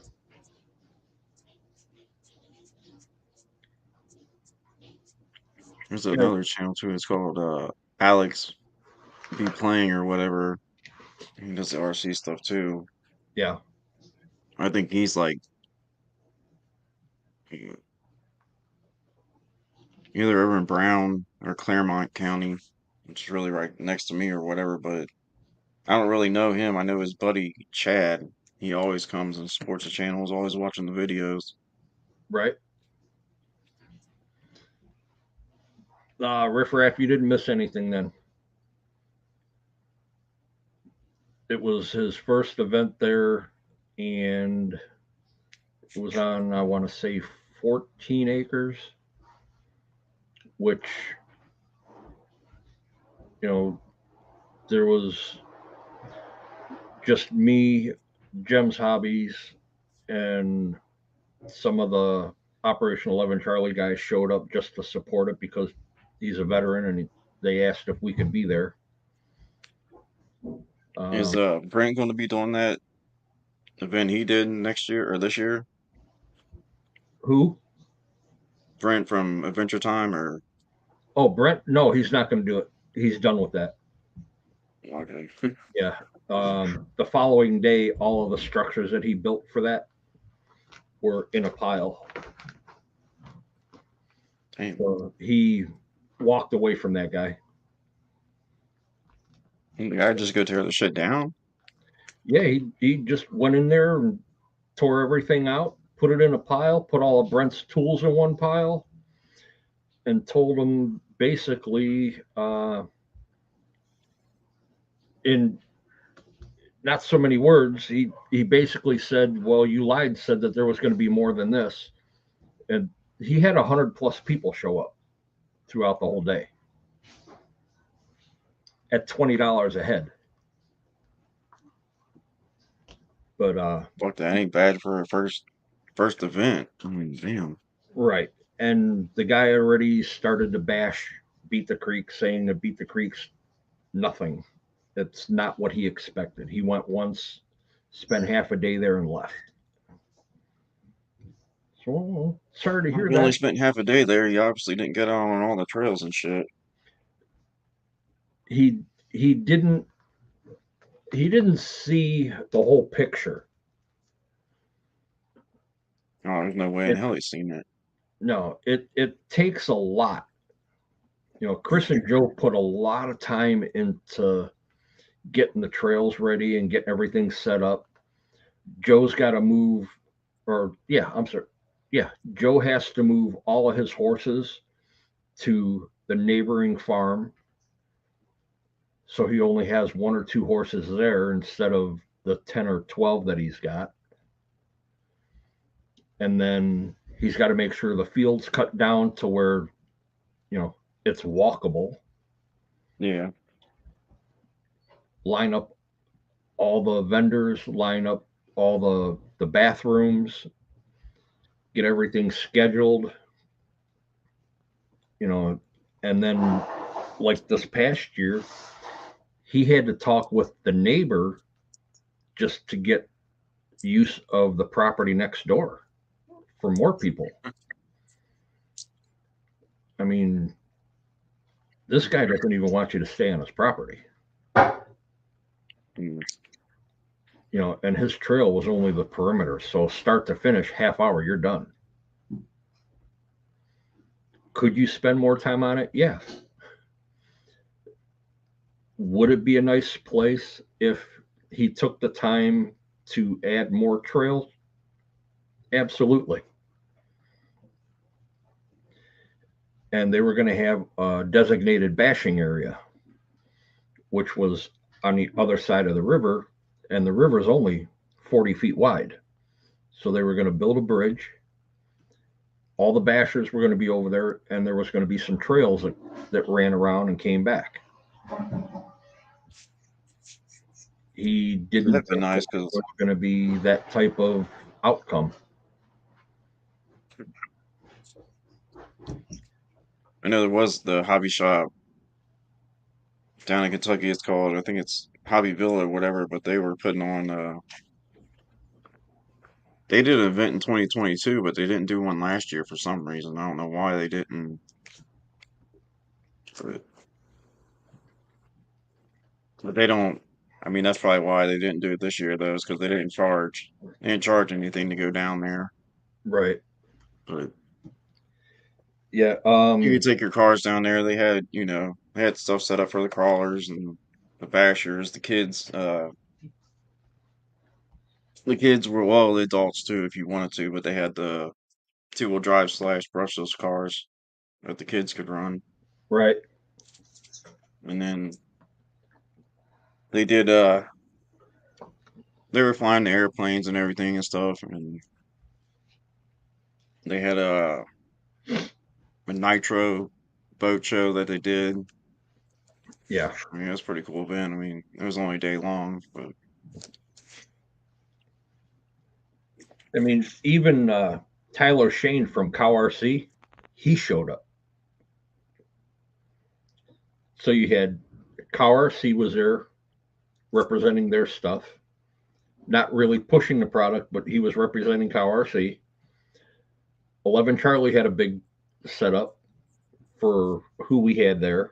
John Martin drove in from Michigan to come to this. So he yeah. drove 4.5 hours. Lanyards by Tony was the only vendor there. And the guy he says to Brett the following day, who the fuck is Lanyards by Tony? Dude, he just gave you 2 lanyards for your radios. he's right there with Joe Ropes and a couple of the other guys that do the lanyards. You can count on one hand how many lanyard companies there are in the industry. And he's one of the top notch with Joe Ropes that make custom stuff, whether it's ground or in the air. So, I mean, it's saddening to see that happen to Brett, because Brett he is like super laid back, really nice guy. Him and I have hung out quite a bit. We met, I want to say, about 6 years ago. And we've been friends since. I mean, great guy. I've been to his house a few times already. I've been to your house a couple times already. It doesn't matter what you have on the shelf, what you have around your neck to hold your radio. At the end of the day, they're toys. Just get along. Yeah. You're No there to wait. support the hobby and to support veterans. If you're the veteran that's asking for the support, take the advice, initialize the support, run with it. But I don't know. Like I said earlier, man, I'm glad I'm away from all this bullshit with the team driver and all that. I'm having fun with just doing the trailing, hanging out at events, and being part of the Operation 11 Charlie organization. Because one thing people need to remember, and I know Nitro Freak's in here, if it wasn't for the veterans, we wouldn't be able to do what we're doing. Yep. So remember that when you guys see a veteran, shake their hand, tell them thank you. Because without them, this wouldn't exist.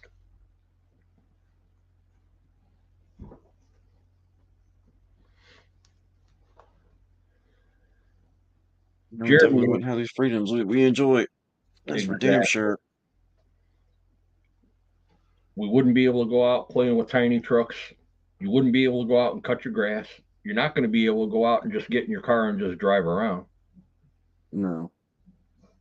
You want to go down the street to go and play on some rocks or run some trails? Not going to happen. But because of the veterans, we can. Jeremy, are you going to Beat the Creek?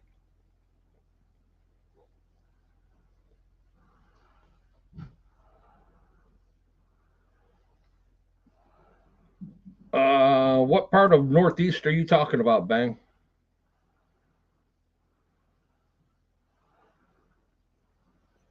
Can't remember where he's at. I've sent him stickers. Got his sticker up on my thing too.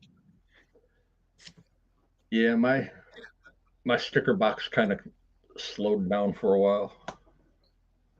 I've got this one damn near full and kind of started on the second one over there. Yeah, I've got the top of my workbench here is just a box, and I've got them all over the lid and going across the front some scale banners.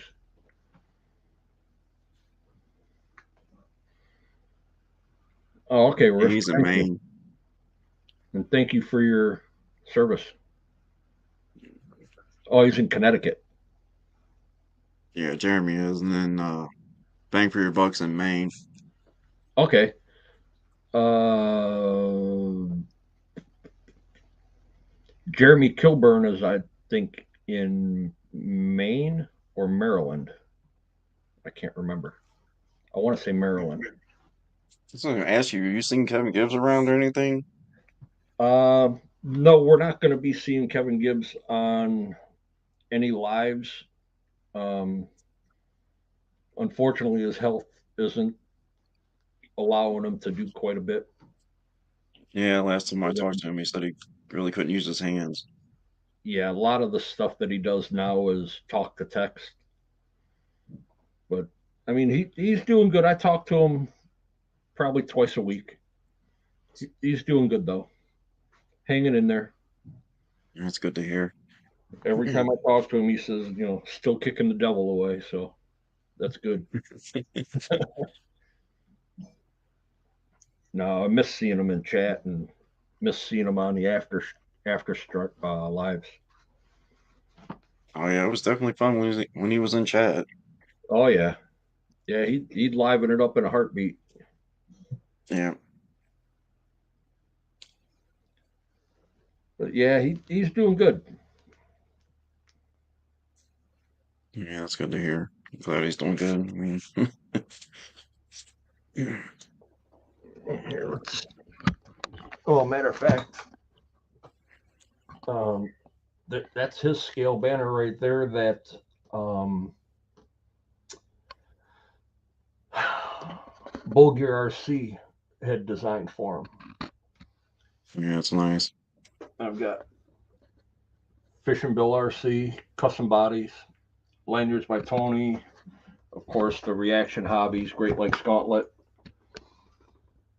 Brent from Adventure Time, Corrupt Carbon Works, which it's the backpack that I use.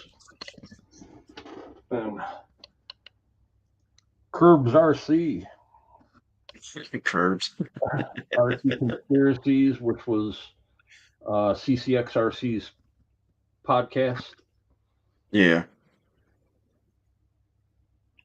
Don't mind the UGRC and the Rockfather. Those are just kind of off the walls. Exo Cage, Psycho 13, 11 Charlie, Particle Man, 307 Scale Hobbies, Shift, RC Trail Cats, RC Voodoo, Adventure Time RC, Buy It, Break It, Repeat, Jim's Bearings, RC Squad, Green Frog RC, Cloud9 Crawlers, which is my other channel, or my other group, I'm sorry. Yeah. And thanks, Kurt, for the JJ Custom stickers. Yeah, the SD and the RC, those are Kurt's too. And right there is a person that Yeah, motivated, Steve D. motivated everybody. And some more CCXRC stuff and Kevin Gibbs. And then, of course, one little corner of fun. All my hydro dip stuff. Got a bunch of stuff there. I got some X Mobs and Mini Zs. Then I've got a couple, I got the the SEX24, the Cross RCH C6, which is undercover for some live streams. Then my original SEX10 G6 Falcon Edition. All my stuff for my vinyl cutter. And then my mess of a bench. But Yeah, those stickers you made for the Punisher truck, they're holding up pretty good. Oh yeah. I'm also in the middle of getting a custom hydrodip film made up, and it's going to be for Operation 11 Charlie. We're going to be doing some raffles on some bodies as soon as I get the film made. Real nice. So yeah, I got what Kevin gives Kev's stickers right there, and then everybody else's pretty much. I know the only scale banner I got's Ferns. yeah, I For some haven't even reason. gotten his yet, but yeah, I've He got quite a bit. sent me a button too or whatever with it, and then Riff Raff he sends out a bunch of stickers and keychains. So I actually got All, that keychain on my key all the still. nitros are up in cold storage. I've got two in here. I've got an old associated TC3 nitro on road, and I've got a Kyosho 777 Inferno that I used to race Truggy in here. Here you go, Jeremy. Got the 70 Chevelle. Little 116's got no prep. And then uh, I ain't pulling it out of the box again, but I'll show you the box. And as a matter of But I fact, got the speaking of Kevin Gibbs, I'm glad you mentioned that. Is I need to get some more channel stickers from some of the guys that I'm on the lives with, and send him a sticker board that I'm making up so he got all of our channels. oh yeah. Let's see. Oh Got man, that. if you're talking about this stuff here, these are just little push and goes. Uh, a buddy gave me this to put on one of my trucks, and then the same thing with the Gravedigger. That was something that my grandson gave me. Let's see. And I got this body's gonna go on the Kyosho. Nice.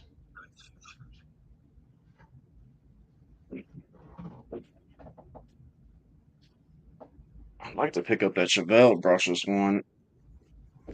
The Chevelle, that's the one that's got the blower scoop sticking out of it. Yeah, I think they did that with all the brushless ones because the Charger has it, the Camaro has it, Oh, okay. now the Chevelle has it.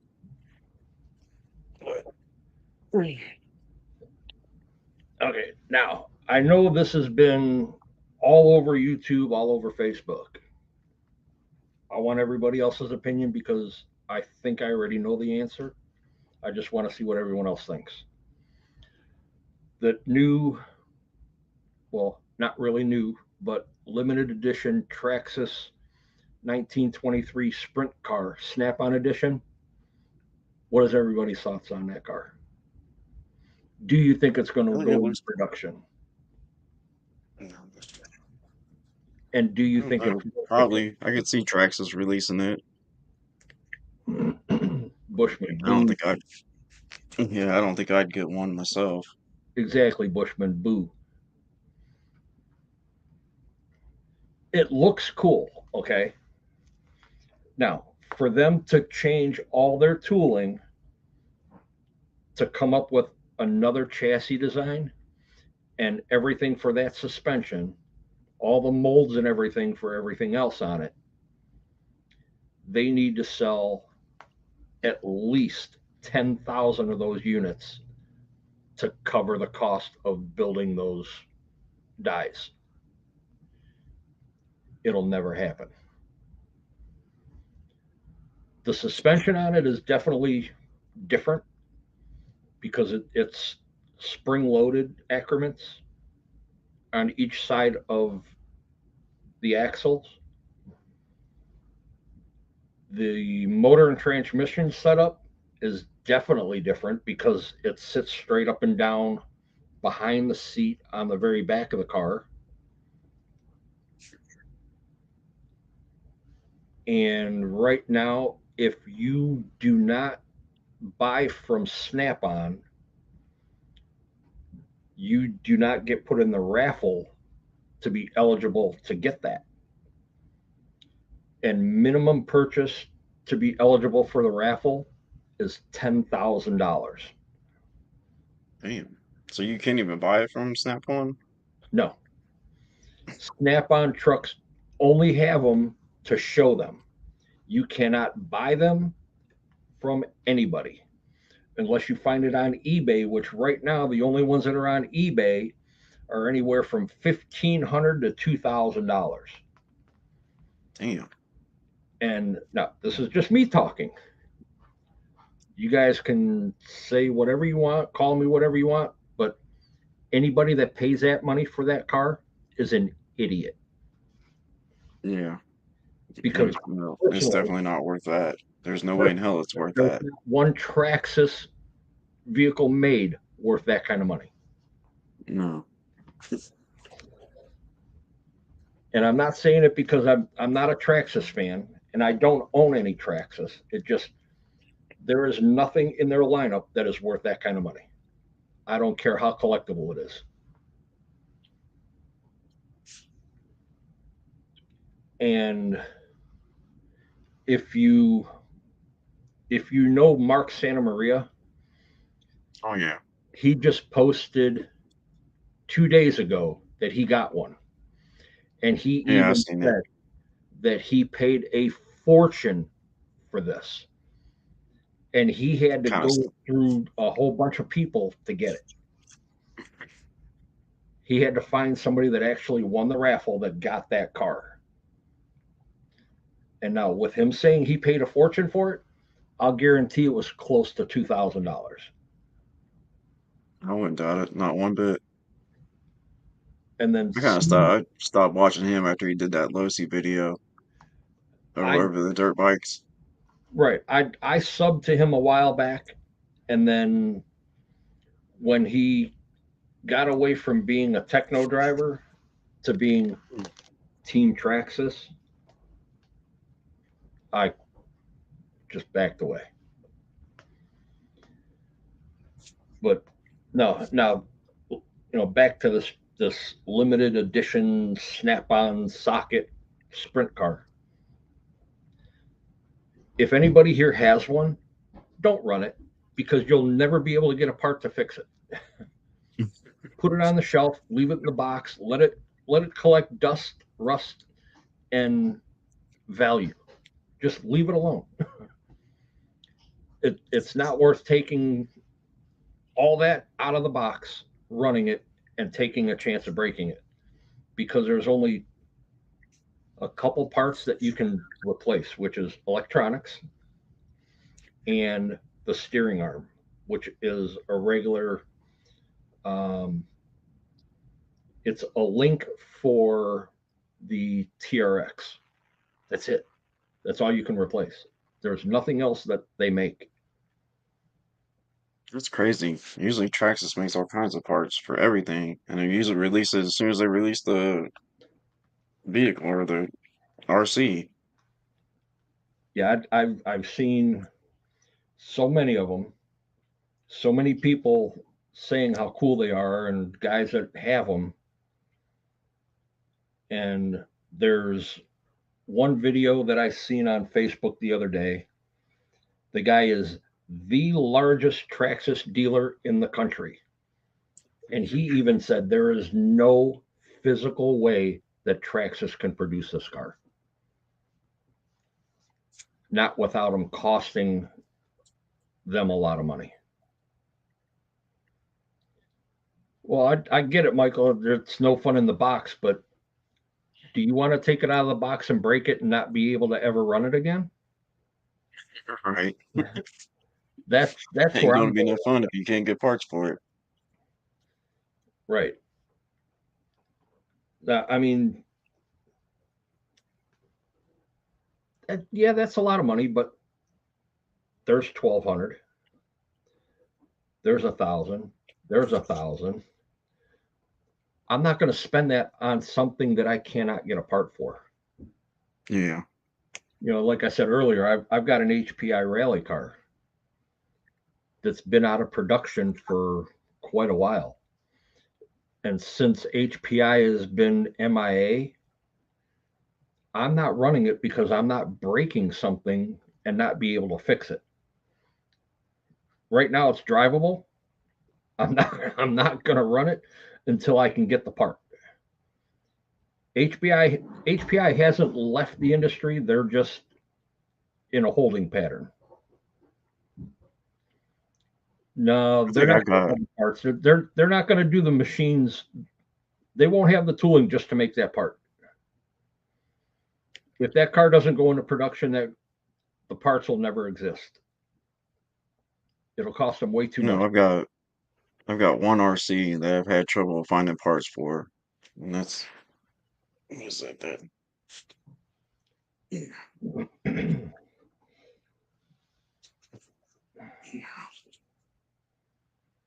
Exactly, Jeremy. Exactly. Which is this damn thing here is the IMAX Renegade or whatever. That's the closest thing to Traxxas that you have, right? No, I've got a vintage Rustler, Oh, but that's the only one I have. I bought it off some guy for like $80. oh, okay, I just wanted because that was like the first one. My buddy had one, and that was the first one like I really ever got to drive. right. But Yeah, riff this raff thing's says pretty he cool. I wants. mean, the company's based down in Florida, but I know I was having trouble getting. It doesn't have CVDs in the front of it, and that's why I need to adjust the endpoints down or whatever. Because if it turns too far, it eats the cups up on it real bad. Yeah, yeah. Draw the I mean, endpoints back some. yeah, but it's. I got it from that Tinker Time Toys or whatever. I think they're up north, Uh huh. and I mean it came brushless and everything, but the ESC was crap on it from the get go, which I just stuck the Arma VLX 100 in it. Oh, this damn thing's crazy on 3S. It'll do a standing backflip.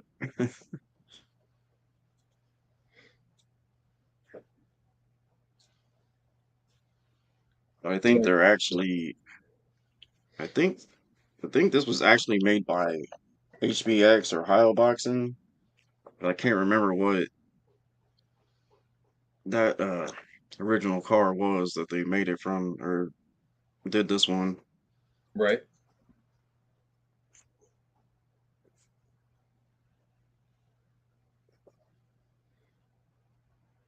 Bo Duke, that's not really a release. That's just a snap-on edition only. That's the only way you can get it. Um, you have to Oh, dude. spend X amount of dollars on a snap-on truck to be eligible to be put in the raffle only to get that truck.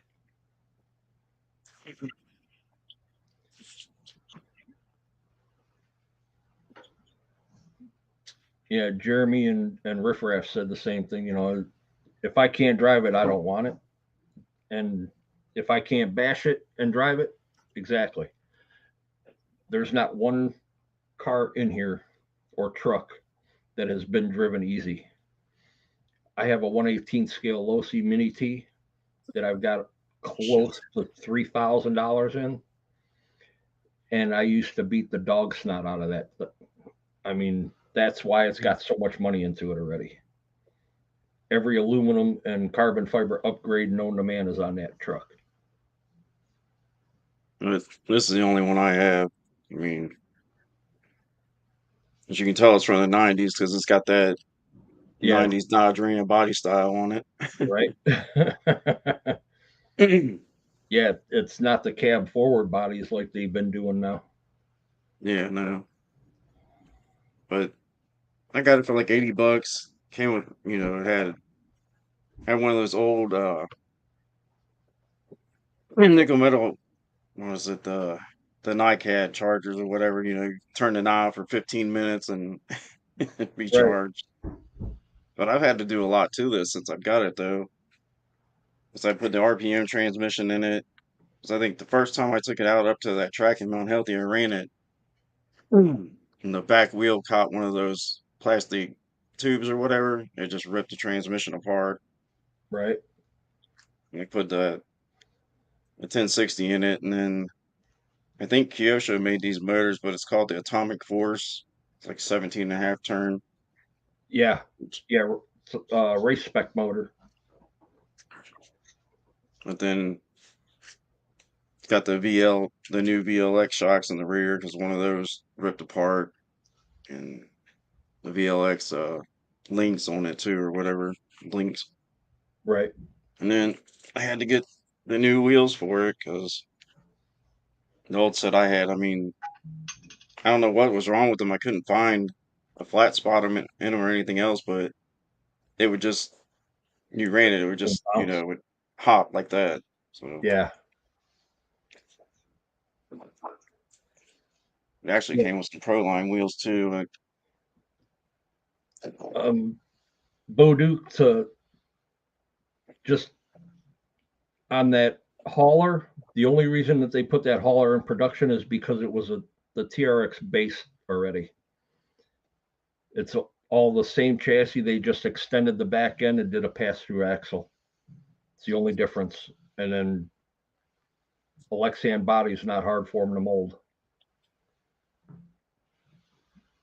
Hi, That's Max Channel. Thanks for coming in. See, that's one thing I don't like about Traxxas though, is like this wrestler being from the '90s. And if you look at a new one today, it's the same damn thing. Like they right. haven't changed nothing on it. Their platforms do not change. I know, but they can come up with a new platform. Right. I mean, everybody's done that. Traxxas, Axial, RC four wheel drive, all their platforms are the same. They're just coming up with different versions now. Yeah. But this thing, I mean, I don't even think it was really ran a lot. I mean, there's some scratches on the front bumper of it and stuff, but the chassis really doesn't have a whole lot on it. Right. Riff Raff said it perfect. Brand or price doesn't mean anything to me much. What matters is how much fun I have with it. Yep. It's exactly it. Yep, because I got a bunch of cheap RCs too. I mean, I have just as much fun as I do with them as the big ones. As long as it's a hobby grade RC, we're all good. Now, if you're going to Walmart and picking up a New Bright, you're in the wrong live stream. I mean, it's like these little things. This is the FC 600 or whatever, but it's made by Ohio Boxing or HBX. But I can take this thing to a skate park and beat the Yeah, living shit out of it, and it hasn't broke. exactly. Yeah, It's actually got. and any more lately, a lot of the stuff that we're starting to see as far as new releases from other companies, especially from overseas, are direct copies of certain brands that we already know. Mhm.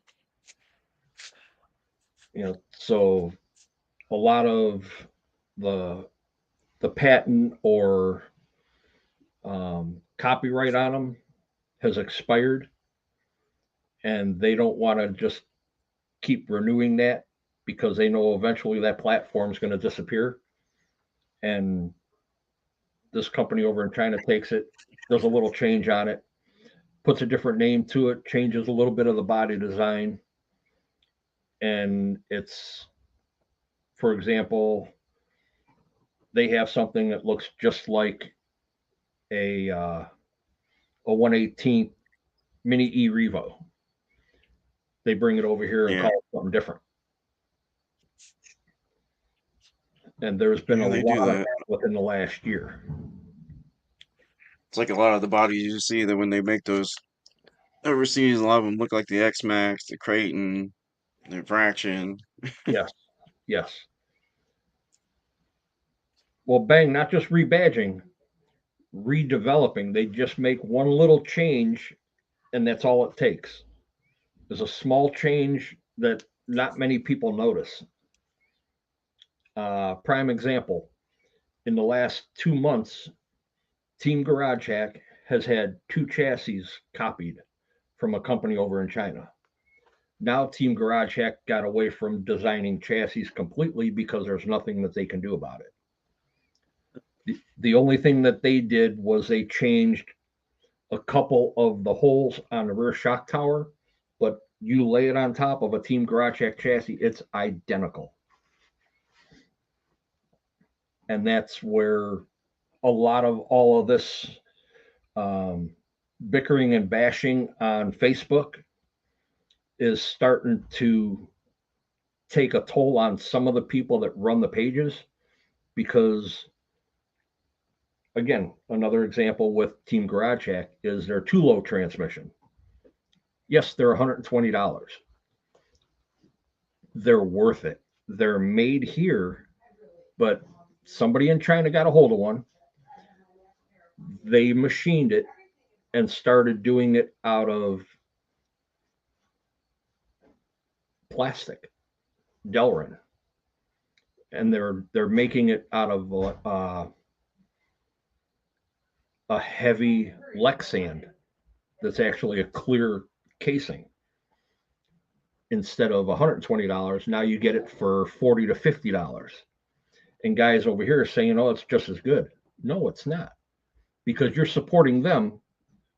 But the problem with supporting them is they don't put back into the industry. There's no support from them. So everything that you buy that's name brand here goes back into the hobby. They don't put back into it. They're just putting in their pocket. So us as consumers and hobbyists look for a cheaper way. Can That's all what of they us doing. afford the high end stuff? No, I can't, but I save my money up to get it. So what we're doing is we're creating that monster by buying from them. All right, take it easy, Bang. See you later, Robbie. Stay away from the China made junk. Well, the Armas, Losis, they're all made in China. Everything that we have here is in China as Yeah. far as what we buy, the models. They're they're designed here, they're manufactured there and shipped back to us. Traxxas don't even make their stuff here. I know it comes back here for final assembly, but it's not made here in the United States. Correct. A lot of people use send cut send, but also a lot of people don't understand there is a send cut send in the US. They use the one that's in China. And that's the problem is they use it, now they copy, now they sell it for less than half of what you're selling it at. They're actually selling it at what it costs you to have made. It's sad because all the people that buy from China like that are buying the low quality, low cost parts are the ones that are saying, well, then you can keep going and spending all your money. I'm going where I know I'm going to get it cheaper.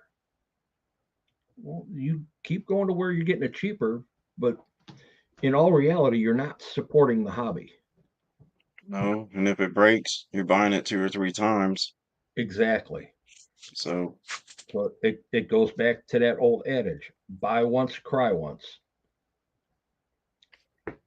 Spend it one time, get the quality. I mean, did I have to buy a Team Garage Hack 2-low transmission for one of my competition trucks? No. I wanted it for the overdrive and lightweight. So that's the route that I went. They're here in the US. It cost me $90 for a blemished transmission instead of 120. It uses really good bearings. It uses heavy gears, and all the output and input shafts are a good quality grade steel. The other ones that you're buying, the gears either snap or the shafts snap off. The bearings fall out. Everything here, it's got a 1 year warranty on it. You're getting an off Right. the warranty when you buy from them.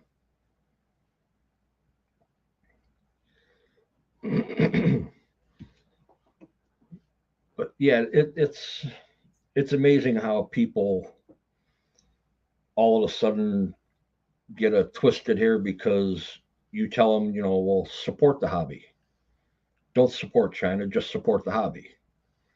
Well, I'm supporting the hobby. What do you think I'm doing? No, you're not. that that's like if say you want me to custom hydro dip a body for you. Okay, you pay me, but it's not supporting the hobby, it's supporting my pocket.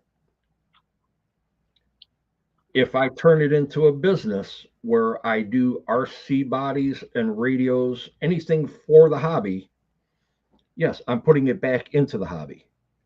I'm not just putting it in my pocket because I'm doing it for the industry. I'm not doing it for me. And believe me, I have more fun doing what I'm doing, building these, running them, and doing the hydro dips. I have a blast doing it. And so everybody knows, I haven't accepted a dime from anybody to hydro dip a body.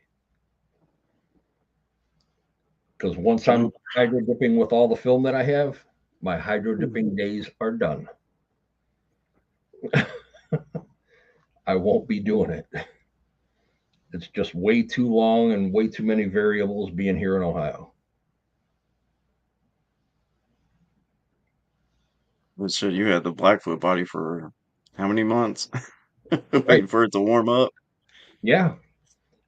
And then, I've got Kurt's Limitless body. I've had that for 3 months already, and it's going to be longer because my arm, just having my shoulder done.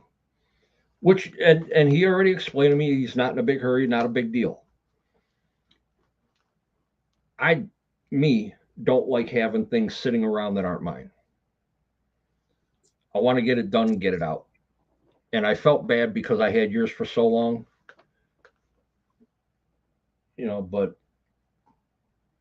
the last one that I did went to a guy that I was comping with. I had his for a month. I had to wait for the weather to quit changing its mind every day. So I actually had a chance to do the dip. And then once I got the dip done, I hand delivered that body to him in a rainstorm.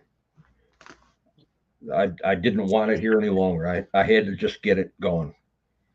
Just like I Drove did. 3 hours to bring mine down. Shit. Yeah, I drove 3 hours to bring you yours. I fucking love this thing. It's fucking came out awesome. I do like too that we went with the idea of, blacking this out instead of doing it Yeah, all white. yeah, two toning it like that. Yeah, it breaks it up. Yeah. But I think it definitely came out awesome. And made these for it. And the sticker back here on the back. I don't know if you can see it or not, but Hi, Nicole. I was waiting for her to show up. hi Nicole. Did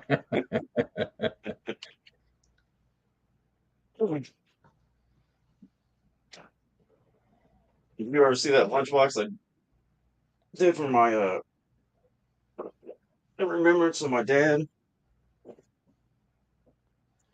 Oh yeah, yeah. You showed me Yeah. that when I was over that day. Yeah, I like that.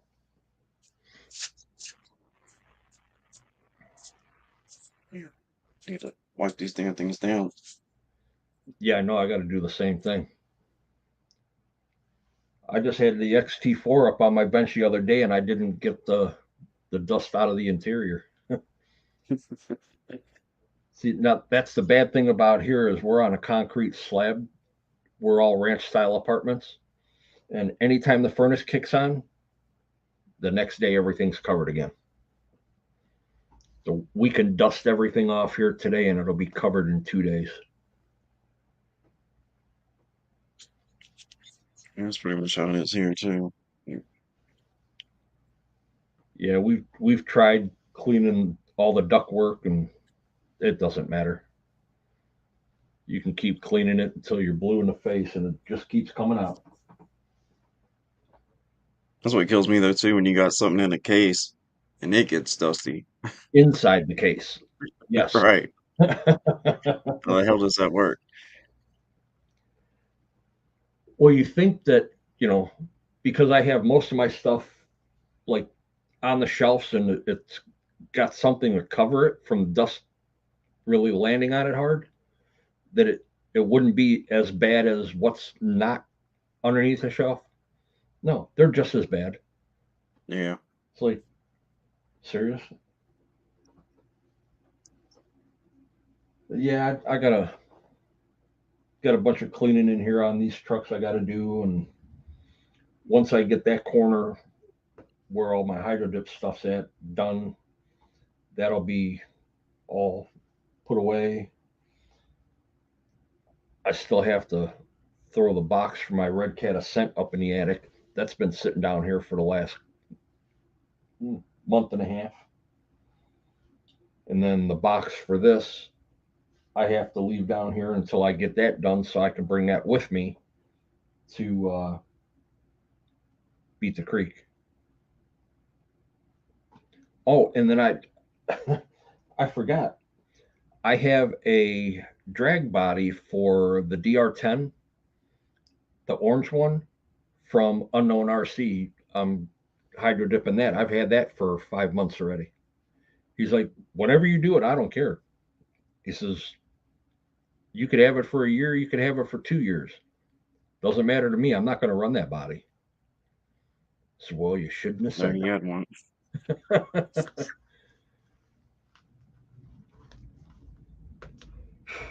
Yeah, and you got that 68 or 69 Camaro body that I gave you, Hmm. Yeah, I still got it. Haven't put it on anything yet, but right? Well, you I have don't know. I might put it. Huh? you got the DR10. You got the truck and the green one, right? Both Yeah, I of got the them. green DR10 and the Losi drag truck, and I got the Camaro. Okay.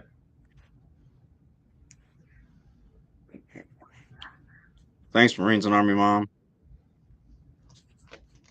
Mahogany Rush was a great man. I've never heard him. Heard of the band, but I've never listened to him.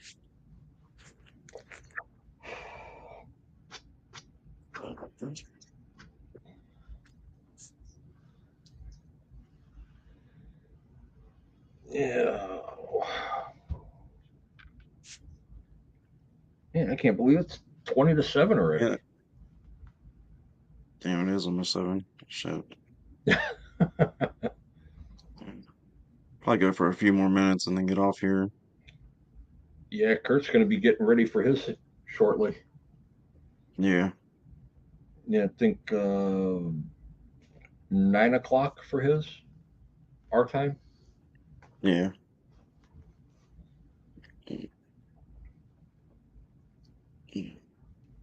And KBRC 13, he's been doing lives now. So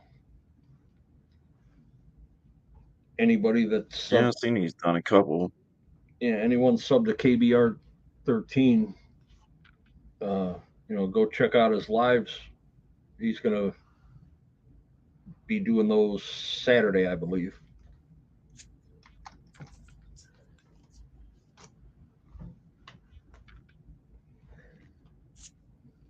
Yeah, I was busy the last 2 times I've seen him go live, but They're different.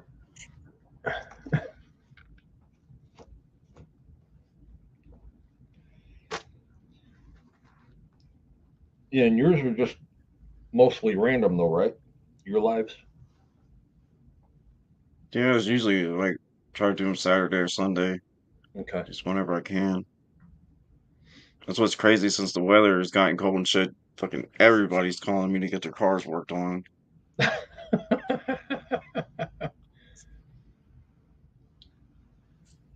Yeah, that's kind of what I'm going through with the hydro dipping. Everybody wants stuff done now.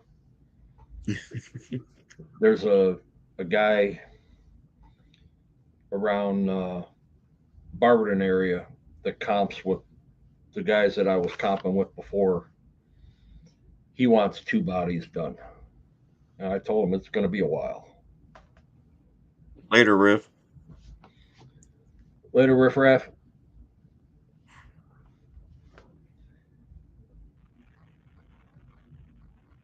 And I just need to do a couple practice cuts with the laptop hooked up to the my cutter now and see if I can get a better cut out of them for paint mask. Yeah, that would be yeah, that'd be awesome to have one of those for that.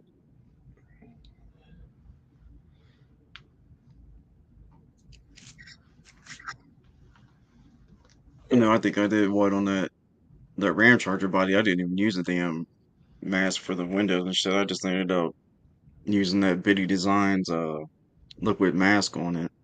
right. But that shit was kind of a pain in the ass too.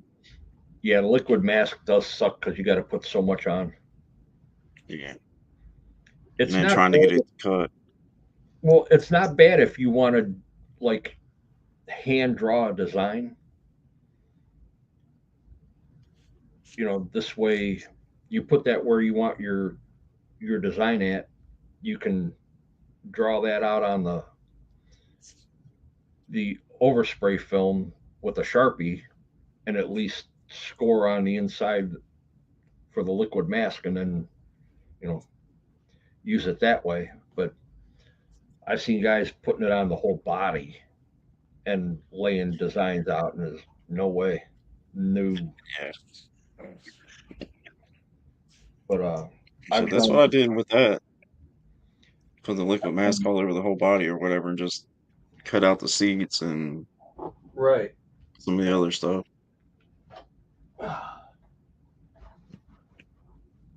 It's like this comp body that I did. That's all vinyl that Yeah, I that used thing's for the paint mask. yeah, I remember seeing that one. That thing's awesome. And I just seen a couple videos on Facebook today. A guy running this same body on a 6x6. You still got that Challenger body that you did? Um. Oh, that Hemi Cuda that I did with the flag and all on it. No. Okay. RC Voodoo's got that body. Yeah, that one was badass too. Yeah. Let's see if I can get that picture up real quick here. Uh, don't mind the old guy. He can't see too well.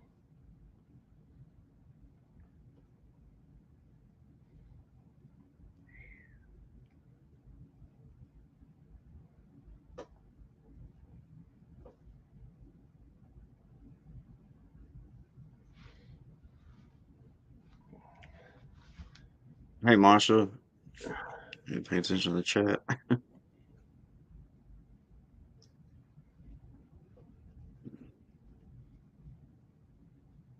Really?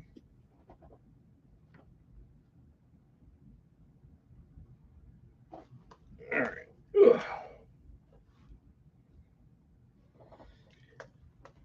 Yeah, this is RC Voodoo's got it on a drift chassis that they were given at USTE last year. Yeah, I think it's pretty nice.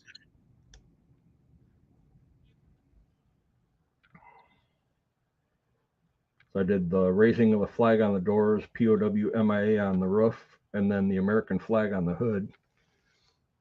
Uh,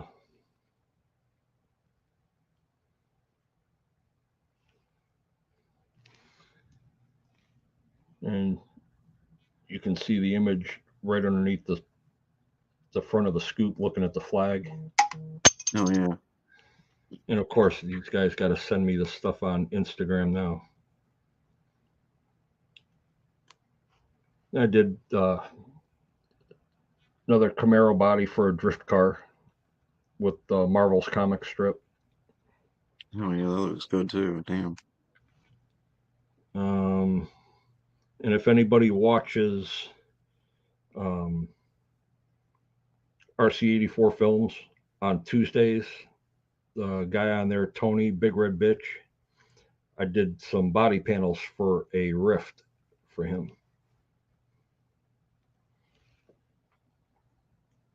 Those are the only 3 body panels that come on the Rift. And he actually made a panel for the roof that I dipped also. Oh yeah. That's what I like about that hydro dripping, the way it comes out. Shit.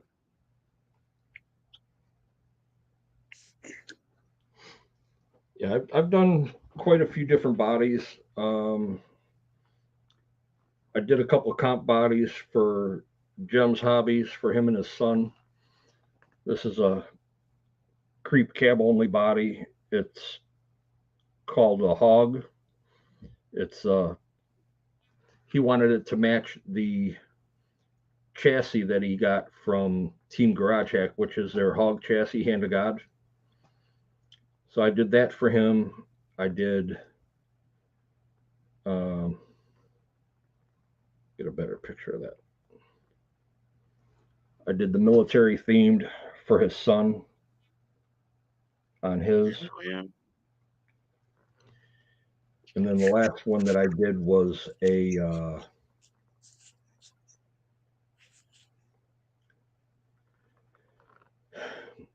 called Toxic Skulls, I think it was called. I did this on another comp body for a Oh guy yeah, that that looks awesome too. Damn. and what I did with this one is I actually put a flat clear on it instead of a gloss clear. So the matte finish looks even better than it does in gloss with that body. Damn. And unfortunately, he's got it all stickered up and kind of sucks that it covered it all, but that's his truck. I still got some of that. I think I got about Oh, about the same size sheets I sent you. I did this one for somebody too. yeah, yeah, I did that one for some guy. Yep. Sitting on a shelf right over here. Now, this is the first body that I did was for a raffle for YouTube channel that goes by STP Ridgeline. We did the raffle on Wayne Kibler's channel, and this is right when COVID hit. I wanted to raffle it off, raise as much money as we could to help him with some medical bills for his son who was autistic and he was in the hospital. So we raffled this off. We sold 100 tickets at $20 a piece. Nice. I'm sorry, $10 a piece. And the winner of this was actually Fern Solo and paid it forward to Operation 11 Charlie. Hell yeah. That thing's badass too. That's And crazy. Operation 11 Charlie still has this body in the bag that I sent it in.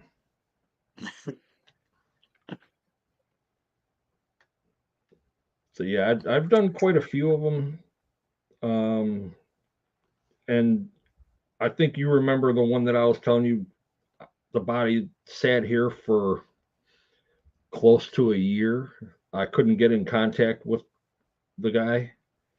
Yeah, I remember that. Um, Something happened with his all of his social media. So I this is a creep body that I did. Let me ugh, let me get up here so I can do this a little bit easier. You still have that one, or No, that actually got raffled off at an event that I did for 11 Charlie, and it was paid back to me, and I sent this right to them. yeah, So, and this one also, you can see the images ghosted in over the POW MIA.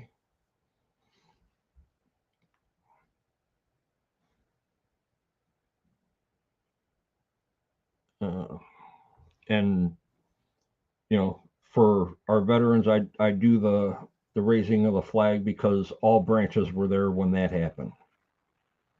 right. Hmm. So do you have like a hydro dip tank or what? No, I use a Rubbermaid tote. That's how I do all my stuff. The That's what Rubbermaid I was tote thinking that I about use doing. is just a big one. That's what I was thinking about doing when I got bought the film and all the spray for that shit. And I was like, I don't know if I want to try this.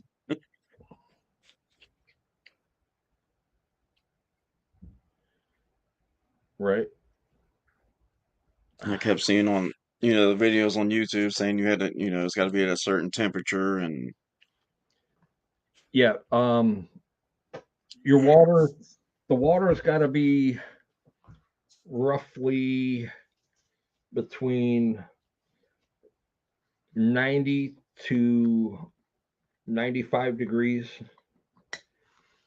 for the film to rehydrate. And then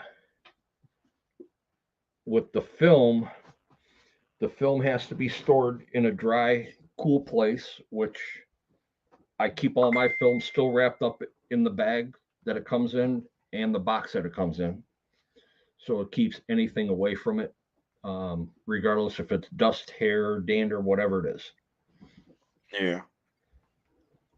Um, any activator that I have that I use for the film. So what the activator is, it is once the film rehydrates, you spray that activator over the film and it dissolves the film that it's actually printed on, except for the ink, and it makes the ink tacky.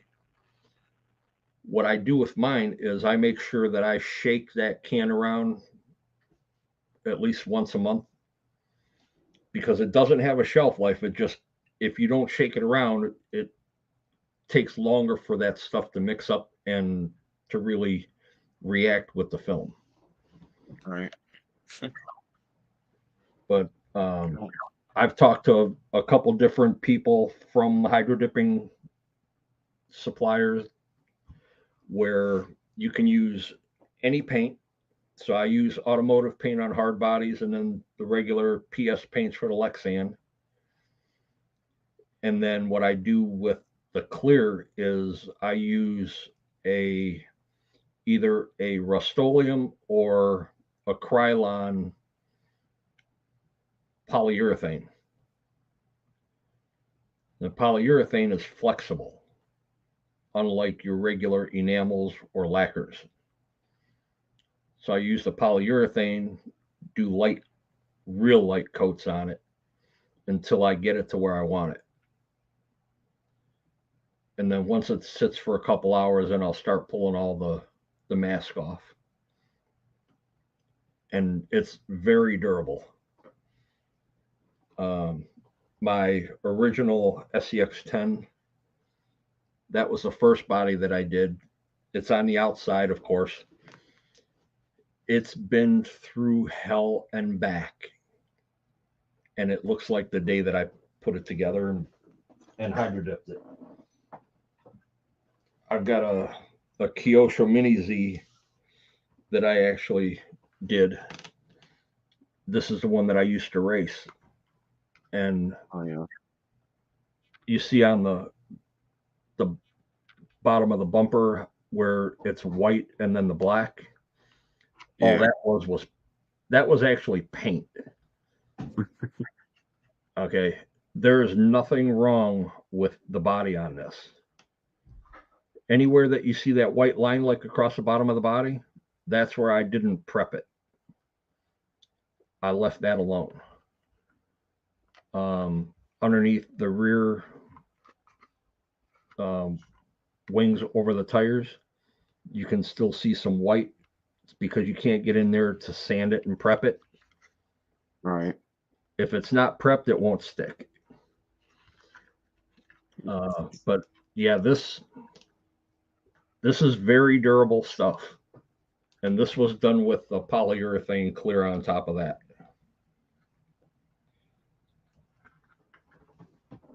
So once I get away No, all from the bodies I've seen that you've done have all came out great. once I get away from doing the bigger stuff, like the bodies and all, I'm just gonna start randomly doing stuff just to eliminate my film. I'll probably tear a couple radios apart that I have just to do those. Um, I've got a holster for my concealed carry that I'm going to do. I've got, I don't know, probably 30 sets of rims. I'll probably end up doing some type of hydro dip on. Oh yeah. But I just, because it's such a long process, that's why I want to try and get away from doing as much as I have been. Because when I have good weather, it's 4 to 5 days to do it and get it done right. All the prep Damn. is one day, getting it all masked off, getting it all wiped down. That's another day, between the masking and the wipe down on it. Let it dry overnight. Make sure that it's got zero contaminants on it. Get the hydro dip film ready the next day. Get it dipped. Let it sit and cure overnight. Clear it. Let that sit and cure after you pull the mask off. And this is all after I do whatever paint work on the inside of the body that needs done. So there's 4 to 5 days of just doing one body. It's not like you see on some of the videos for hydro dipping where they paint it and then the same day they hydro dip it. Right. It's totally opposite when it comes to doing a Lexan body because there's so much prep work in doing those. Same thing if they actually like give you the step-by-step process to do a hydro dip on, like, say, and the biggest thing is gun stocks. When they do those, they have to strip it all down, they sand it, they paint it with whatever base color has to go with that film, they hydro dip it, rinse it, let it dry overnight, and then they go back and they clear it. And then they have to put it all back together. Yeah. So that's a week process for one piece every time they do a hydro dip. Unless it just comes to them, say, hey, I want this hydro dip. Okay. What do you want on it? No, that's an hour's worth of work. Scuff it, prime it, scuff the paint, dip it, clear it. Here you go. You're done. Just the little stuff. So what I did is I joined a hydro dip group called Hydro Dipping 101, which the one company that I get my film from, Liquid Concepts, is the owner of that group. And they let you know all the tips and tricks and share with other people, and people share with you what you're doing. Oh yeah. So, and like I told, I'm still learning the process on it. You know, you'll never be a master at anything. You know, it's like I always say, jack of all trades, master of none. You'll Yeah. never master anything because you're always learning regardless of what it is.